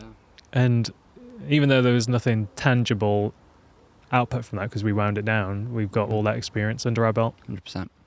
The things I learnt doing that were really important to me today as well. So you either get sort of monetary wealth or you get a bit more understanding and that kind of wealth, which is great. And I think people don't realize that if you're not getting the monetary wealth, sometimes you might actually be learning something and grab onto those things. Which can have a longer term value. Yeah. If you're in a position where you're not financially pressured, like the opportunity to gain that experience or the knowledge or the contact, you don't know how much value that's going to add long term. Yeah, very true. Yeah, like if we ever wanted to do something, we could hit those people up again and say, "Oh, do you remember this project 2 years ago?" Well, and if something happened, like, "Oh yeah, we've solved this thing, or we've got this new proposal," like it could. Yeah, it's like it's an open door as well. Yeah, true. And you're right. We like the technical aspects of the materials that were being looked at just didn't really hold up to being a tent fly sheet in the end, I think.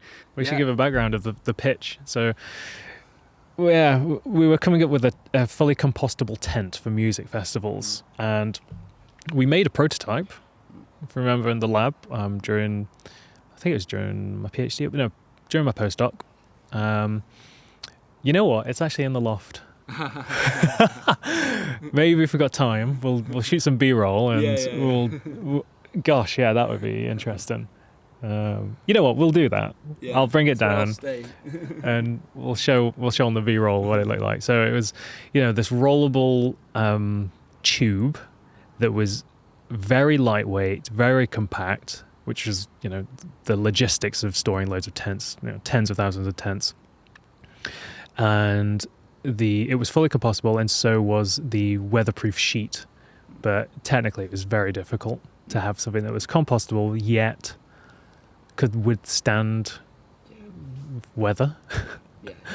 I remember we looked into a few different materials, didn't we?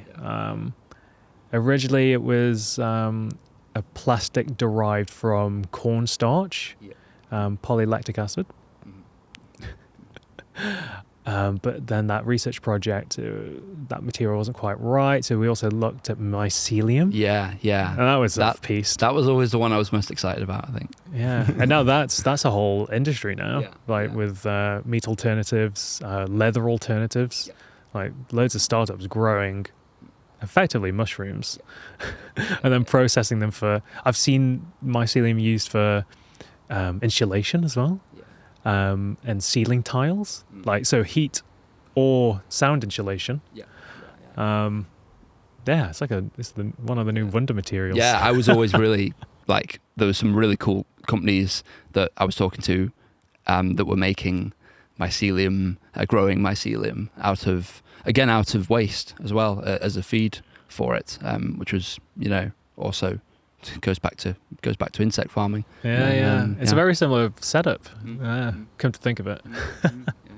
The thing is, I think the specifications, obviously had to be compostable, had to stand up to the elements, but then there was the whole consumer to think about as well. So it needs to be light enough, easy elastic, easy to use, easy to deploy, easy to throw, to pack away. Yeah, durable, long lasting. I remember looking into the potential route to market, a different market with humanitarian aid. Do you remember that? We started to get some early conversations with the UN, the United Nations, HCR. Gosh. Yeah, explored a few avenues, didn't we? Yeah. And that was... We're looking for disaster relief. So like when loads of people are displaced from a natural disaster or, say, a war, they need to be housed in temporary shelters. I remember there were a few solutions looking into it, like what are competitors doing? And, one of it was, here are these big, bulky tents that weigh sometimes 100 kilos, and it's for a family of 4-5 individuals. and this is the pack of tools it comes with. So yeah, I remember we looked into all of this, but all these things that we've kind of forgot about. But then when we start talking about it, there's a lot of experience we've gained from it. I guess the take-home message is give things a try. There's always something to be gained from giving things a go. 100%. Like, no regrets, right? Exactly. It was fun at the time. It was fun while it lasted. It was a pleasure that we got to work with each other, and we've gained experience. I'm thinking about the 4 points of success now. Yeah, true. Yeah. I think also like when to know it's time to stop as well.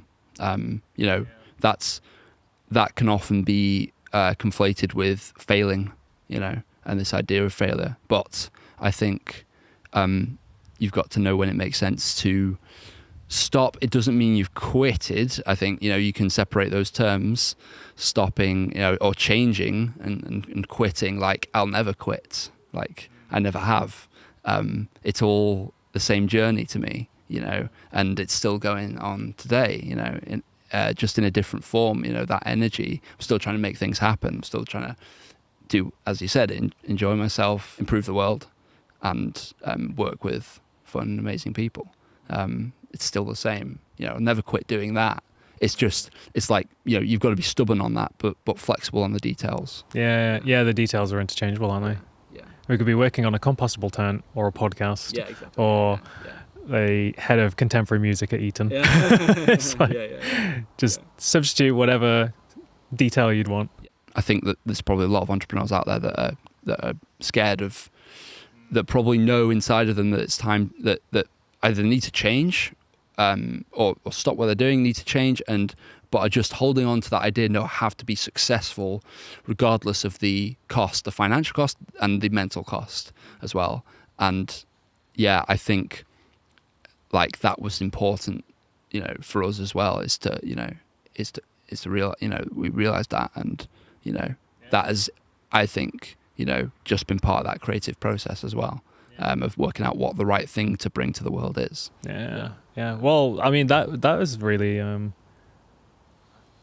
what I appreciate from us closing it was that we were both on the same page. We discussed it openly with each other. It was very easy to discuss it, to form a consensus.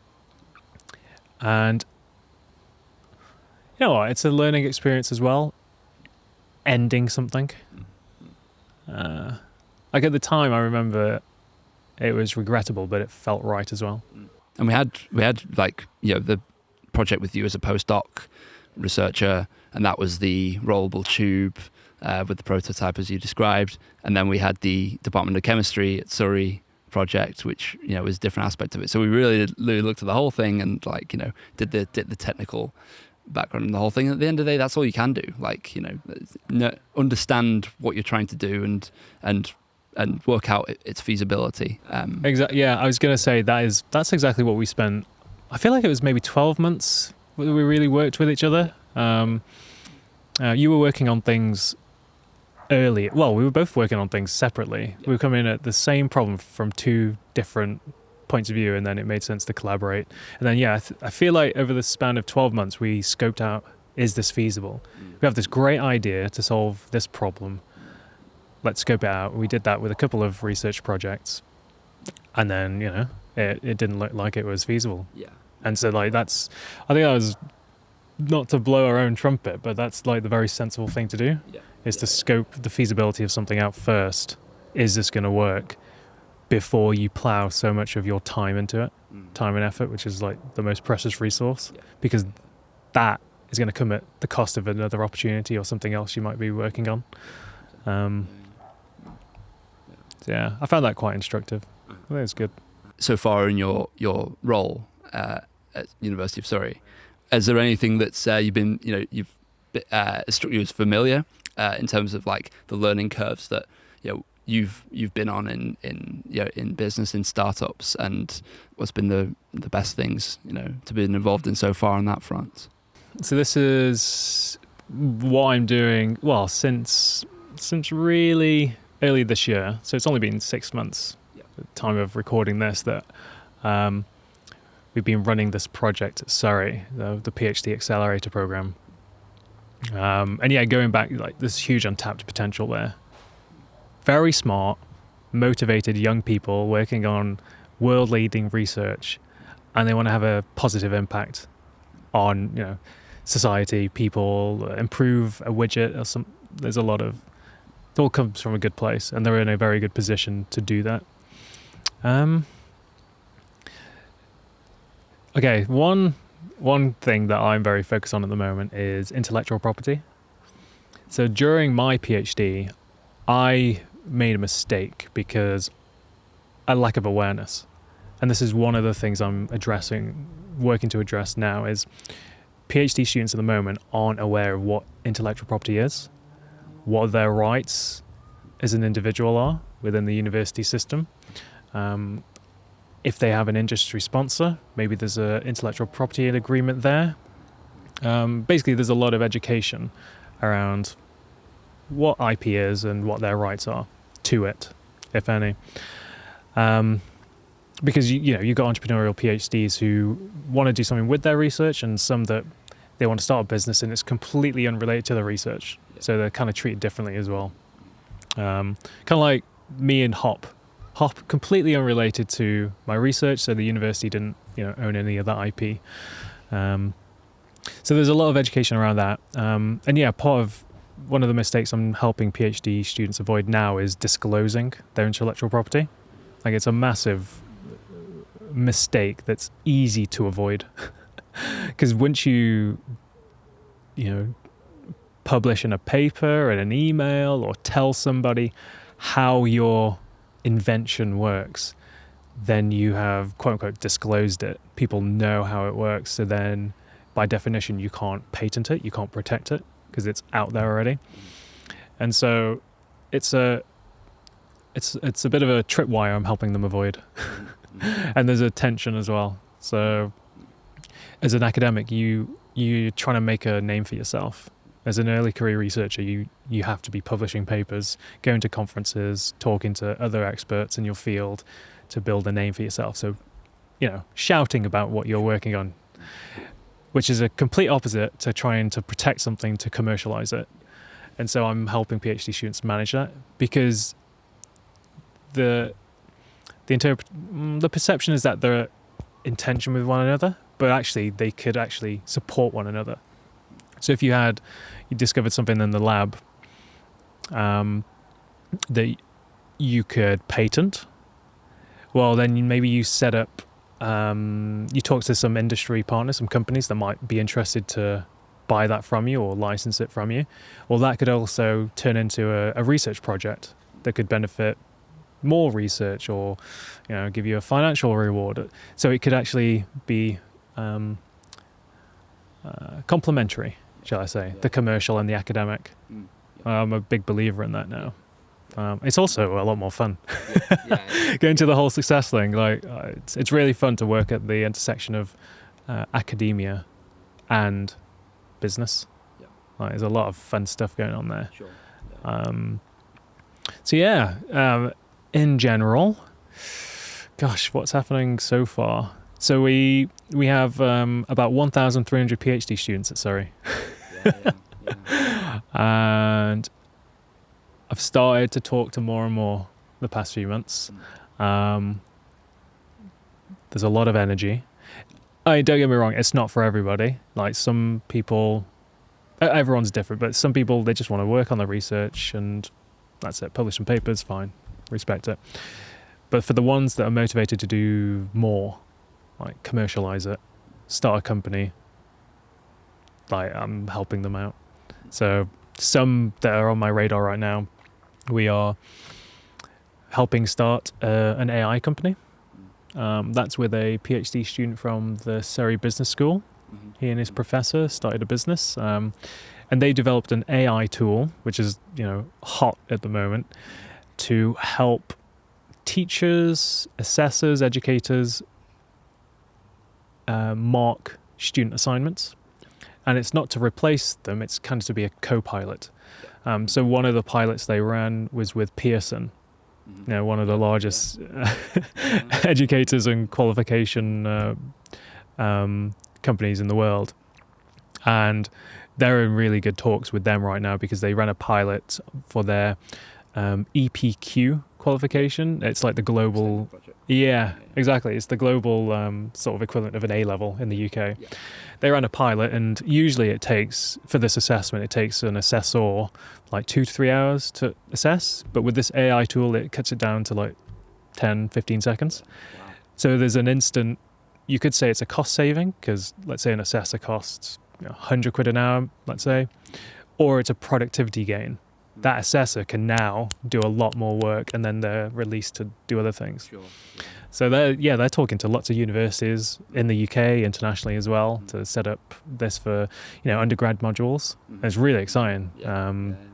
And the team's really good. They're raising money at the moment. It's like I'm just trying to keep up with them. It's really fun.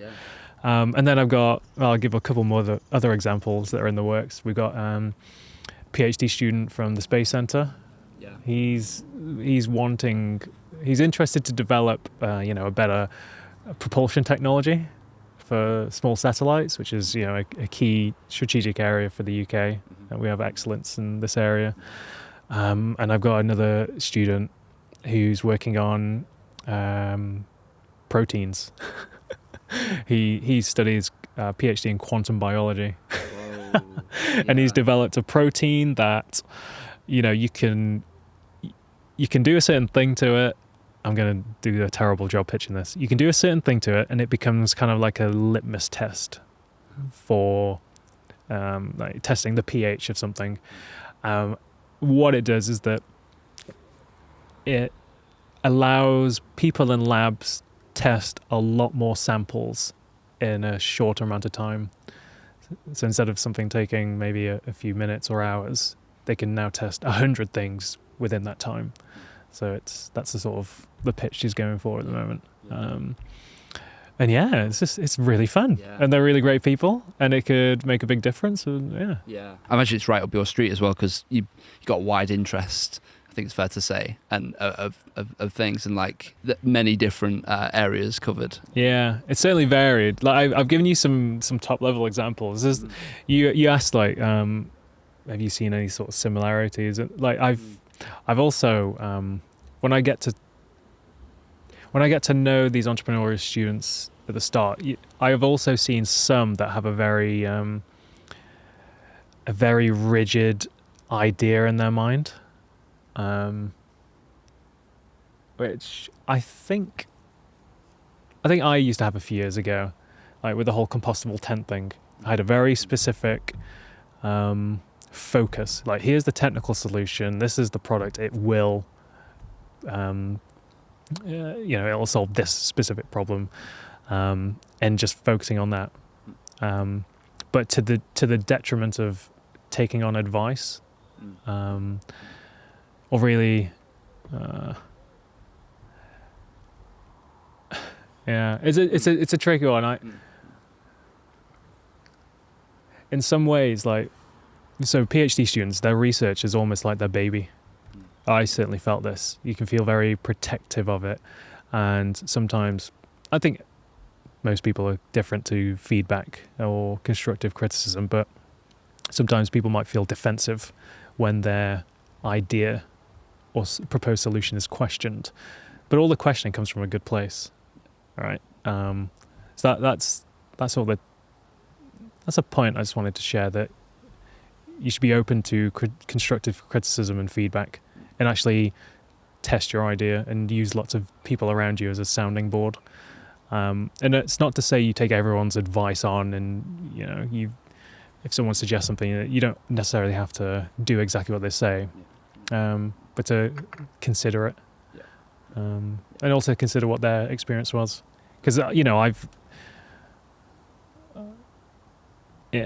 received questions and feedback in the past that I'm glad I took on board, and others from other people that I'm glad I kind of ignored at the time. Because you could be buffeted about, can't you, at the early stage, because you don't quite know a lot of things. Who to talk to, who to listen to. So yeah, I've seen a bit of that. Some little bit, maybe you could call it focus on a specific thing they have in mind, or closed-mindedness. I'm not too sure. Yeah, certainly seen it if office or support provide some support or a follow-up and they don't reply. Then I think, okay, they have a very rigid thing in mind. Then I would say that's not the way to go. Yeah. Be open to it. You can understand it, yeah, because of the negative emotion that you get when you get that piece of, negative feedback, let's call it, although, it's negative in the sense that somebody is saying that, your hypothesis, your idea isn't quite right. It's not that it's all wrong. It's not like just tweak this, aspect of it.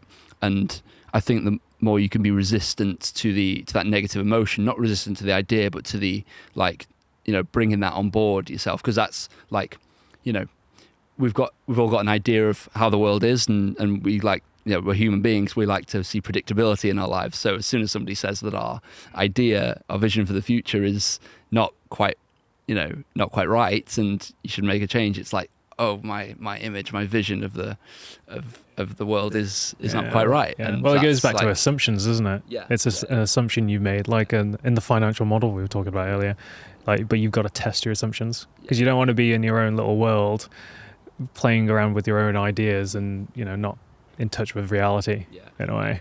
There's so much crossover between the PhD world and the startup world in that sense. In that is your project what it should be? Is what will it be in the end? And that's the same for a business in a way. PhD students are so well placed. From the IP point of view, they can get a pretty good deal at the university. Say there's a PhD student, they've developed something and want to commercialize something based on their research. At the University of Surrey, they have to assign that to the university, because that's the best vehicle for protecting that IP.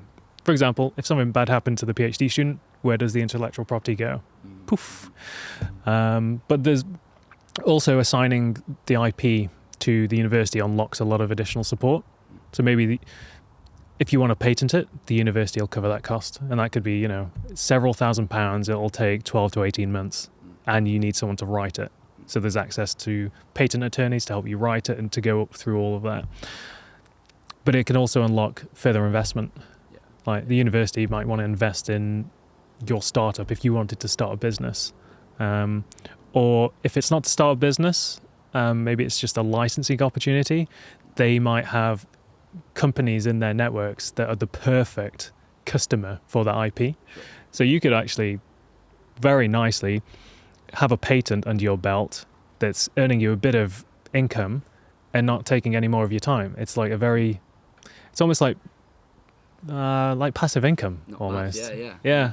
I mean, the opportunity's there. Yeah. Which is also tricky, because going back to the whole research is your baby, I think, the two routes are licensing or a spin-out company. And obviously, the spin-out company is, as we know, startups, that is super involved and committed. You're spending your time working on this business and everything else involved in that. But the licensing opportunity is very lightweight. I think there's a piece to do there with PhD students to let them know, look, there's a lighter weight opportunity to benefit from your research. There could be an industry partner or a company that could commercialize this and deliver a much better product or service that has positive benefits way faster than you on your own. And you've also got all your spare time, to work on other things that you want to work on. So there's that opportunity as well. Yeah, they're just. It can be unlocked. Yeah. Yeah, but they have to kind of let their baby go as well. Sure. And I get that, because I remember at the very start, during my PhD, I tried to keep things secret under the false pretense that I thought the university was going to steal it from me in some way. It's like, I've lost it, I'm relinquishing control. But actually, there's a huge opportunity and support there, and they'll buy into you and support you to do whatever you want to do. It's awesome. Universities are such powerhouses for research, lab time. You have to be flexible on the details of your plan and your business that, okay, maybe this could be just a patent that I can hold on to, and somebody else is in a better position to exploit that, and to bring that to the world. I think part of the hesitation as well, maybe you felt this, I certainly felt this, is when starting to engage with the university, the team internally that, they're paid to support you.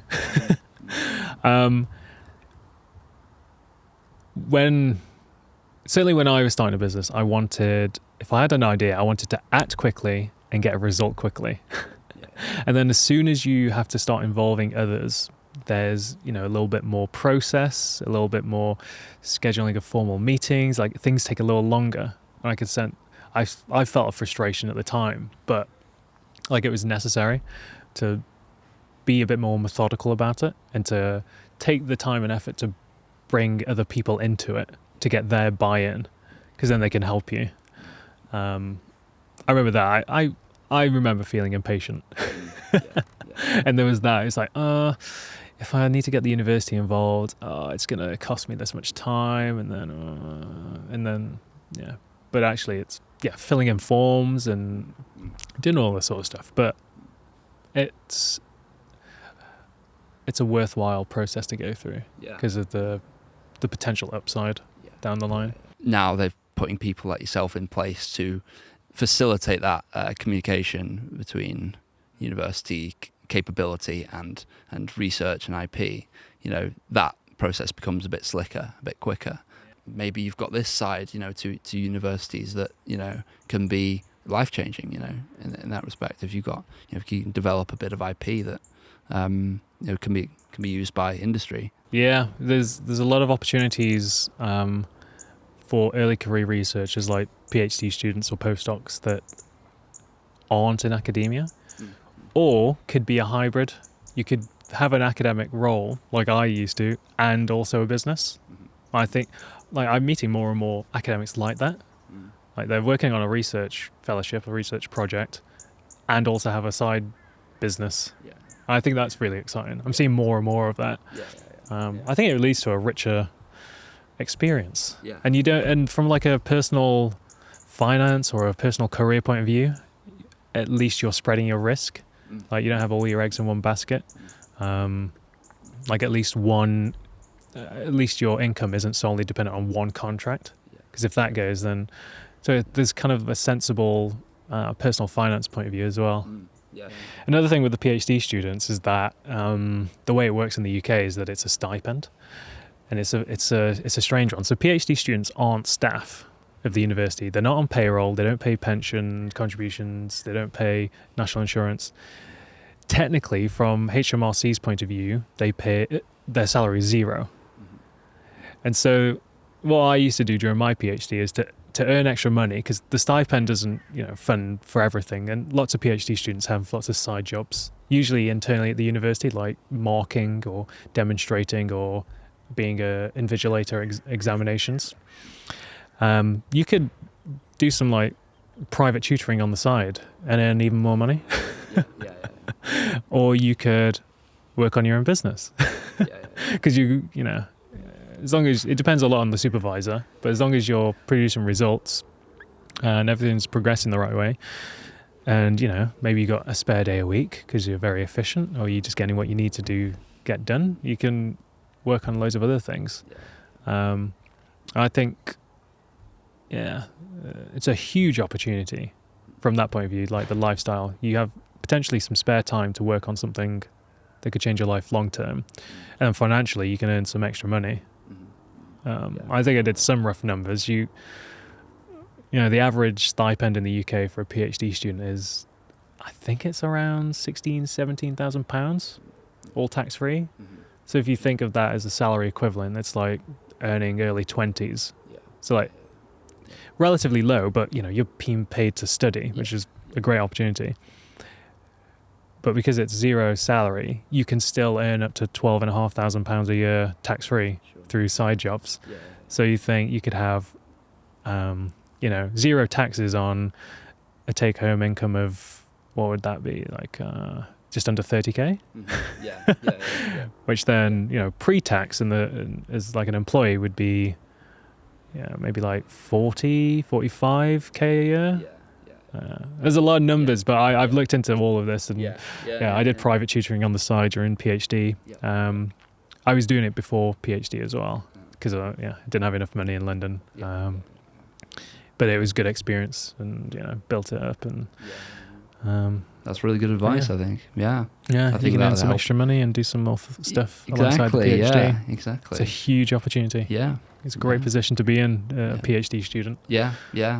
I think one mistake I think PhD students could make is that they become too specialised.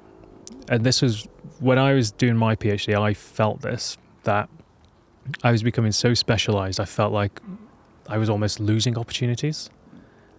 I remember thinking back to like writing my CV, and I was thinking, gosh, I'm so specialised. I can't just apply for any job right now.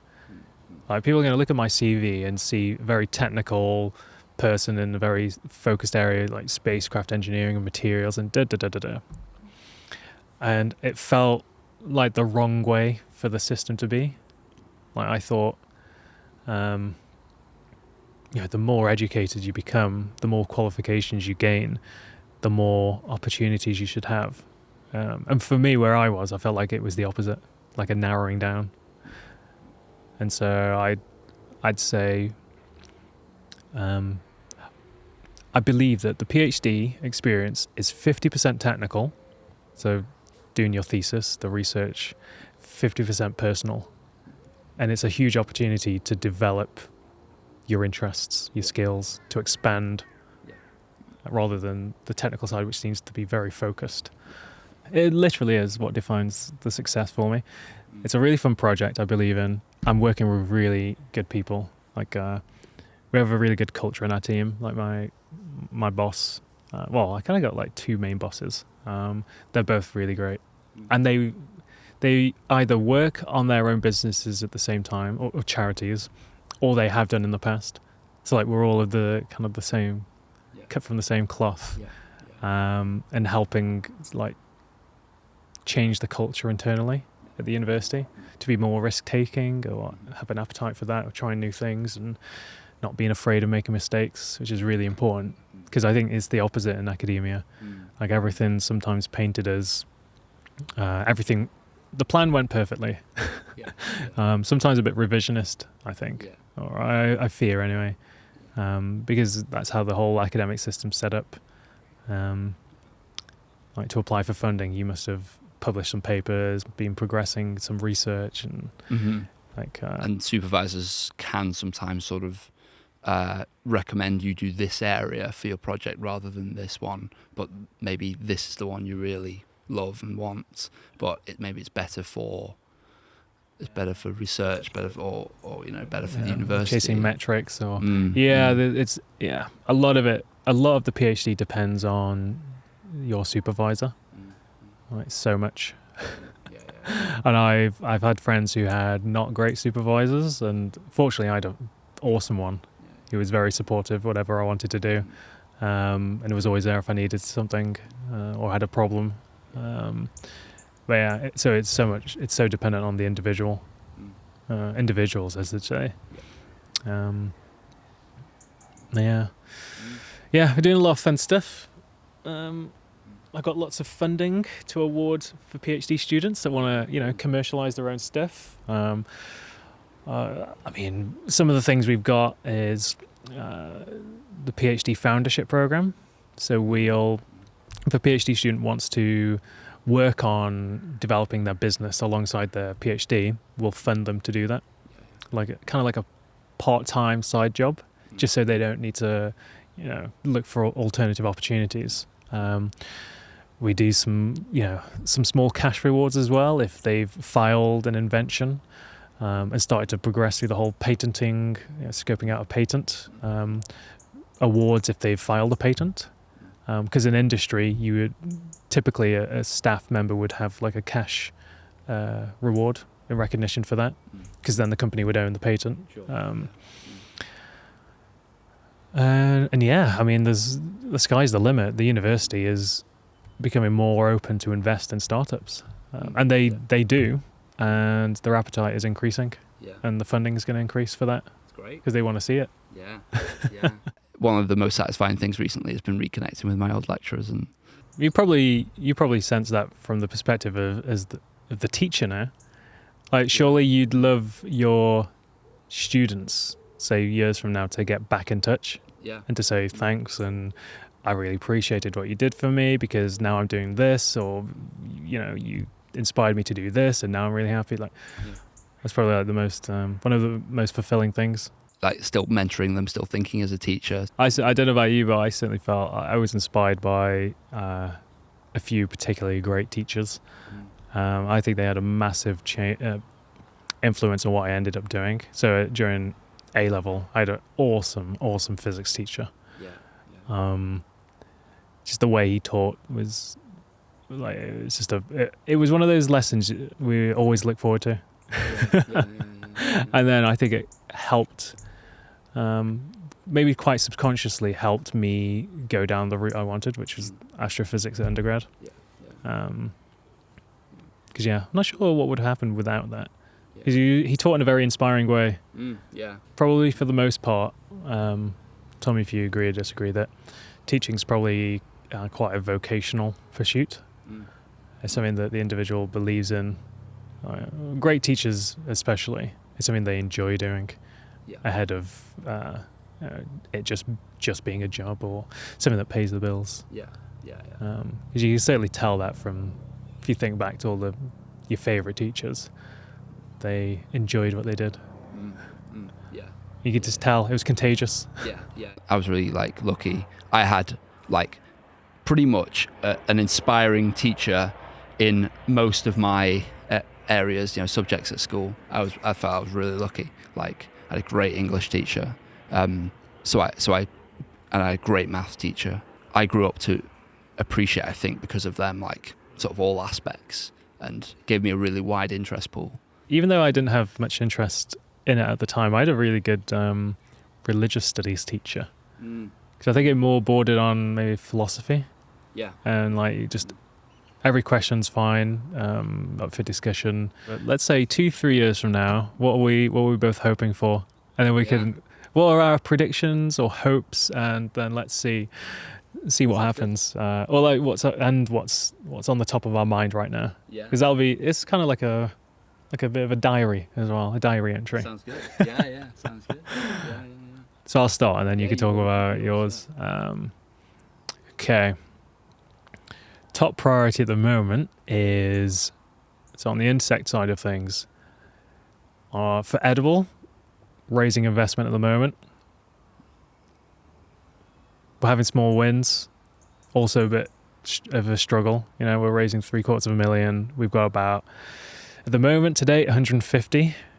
Part of that's received and commitments, and we're struggling to get the next step. So it'll be interesting how that goes out. We've got plans for it, but it's hard work as well. Hopefully in a few years' time we'll have a lot of our own insect farming up and running. Producing tons a month is in the financial projections. Servicing, I didn't even mention, selling to pet food companies. And also into our own products for hop and also the other UK startups. That's kind of the top priority at the moment. On hop, hopefully we've expanded all of our sales beyond just the 3 flavors of protein bar. It'd be great if it's in lots of different points of sale. It'd also be great if we have helped produce a mainstream cricket insect fortified products like pastries in Costa, like a cricket fortified croissant in Costa, or a Greggs sausage roll. So you got your normal sausage roll, the vegan, and then the cricket. That'd be awesome. And then on the PhD Accelerator side of things, it'd be awesome that we've spun out a few companies, which is the plan over the next few months, spin out a handful of companies, and that they've raised a lot of money and they've developed a lot of new products and services that have improved people's lives in lots of different ways, and seeing them, still being in touch with the founders, whatever is happening, and lots of details in between, but that's the sort of the top level stuff at the moment on the top of my mind. So be interested to look back at that in 2 years' time and think, oh, that was a silly idea, or that worked out. Cool. How about yourself? I've just started as the head of contemporary music at Eton. Well, I will in 2 weeks. Feels like I just moved in, so I'm now Eton based, which feels great. It's a lovely place. And Windsor's on my doorstep, so that's great. Yeah, and I want to make a really big impact there. I want to start being really creative and have maybe a number of creative projects going, one of which is this podcast. Yeah, produce more podcasts that hopefully help people and across startups, and I'm interested in people who want to talk philosophy, psychology, music, of course, in particular. That's where I want to take this podcast, and I hope people find it useful, and there's lots of people that listen, and and this is the beginning. I'm working on some original music, which I also want to start putting out. So in the same way, I want to practice what I preach. I want to also put out original music, and alongside helping other people produce their music too. At the same time, just trying to eat well, and live well, and get to the gym. I need to do that more. I do it. I'm okay, but I need, I want to improve in all those aspects. So I think that's what I'll aim for, and we'll see what happens. Yeah. This podcast will keep you accountable at the very least, exactly, as well as myself. Yeah. We'll do a follow-up every year. Yeah. Well, that would be extremely helpful. Finally, what can people do to help your mission, and to, where can people go and visit, on the internet or physically, and what can they do to sort of help? Is there anything that comes to mind? If you want to order some products, you go to hopbar.co.uk. Hopefully by the time this podcast comes out, we'll have the product stocked, and hopefully they'll be in a store near you. If anyone's interested on the insect farming side of things, the website is edibl.uk.co.uk. Edible without an E on the end. As well, you can find me on LinkedIn, ping me a message. I'll try and respond, not so formally through email all the time. The insect doctor on LinkedIn. The insect doctor. So if you want to buy products, that's Hop. If you want to invest, right, we're open to investment right now. I think in terms of like angel investors that want to invest just a few £1,000s each, the opportunity is closing very soon, because we'll start talking to larger ones very soon. Ping me on that. Just look around for Edible on LinkedIn, or me on LinkedIn. And if a PhD student happens to be listening, you can find me on the Surrey website. Ping me an email and we can get chatting. Awesome. Do all that, people. Great to talk to you. Great to catch up. Likewise. Just awesome. Thank you so much for being episode 1. And but it's been great to learn. I feel like I've learned so much. And I know everybody else has that's been listening to this. Thank you very much. Thank you very much, mate. Thank you very much, mate. Thanks. Nice one. Awesome. Thank you. Bye-bye. Bye.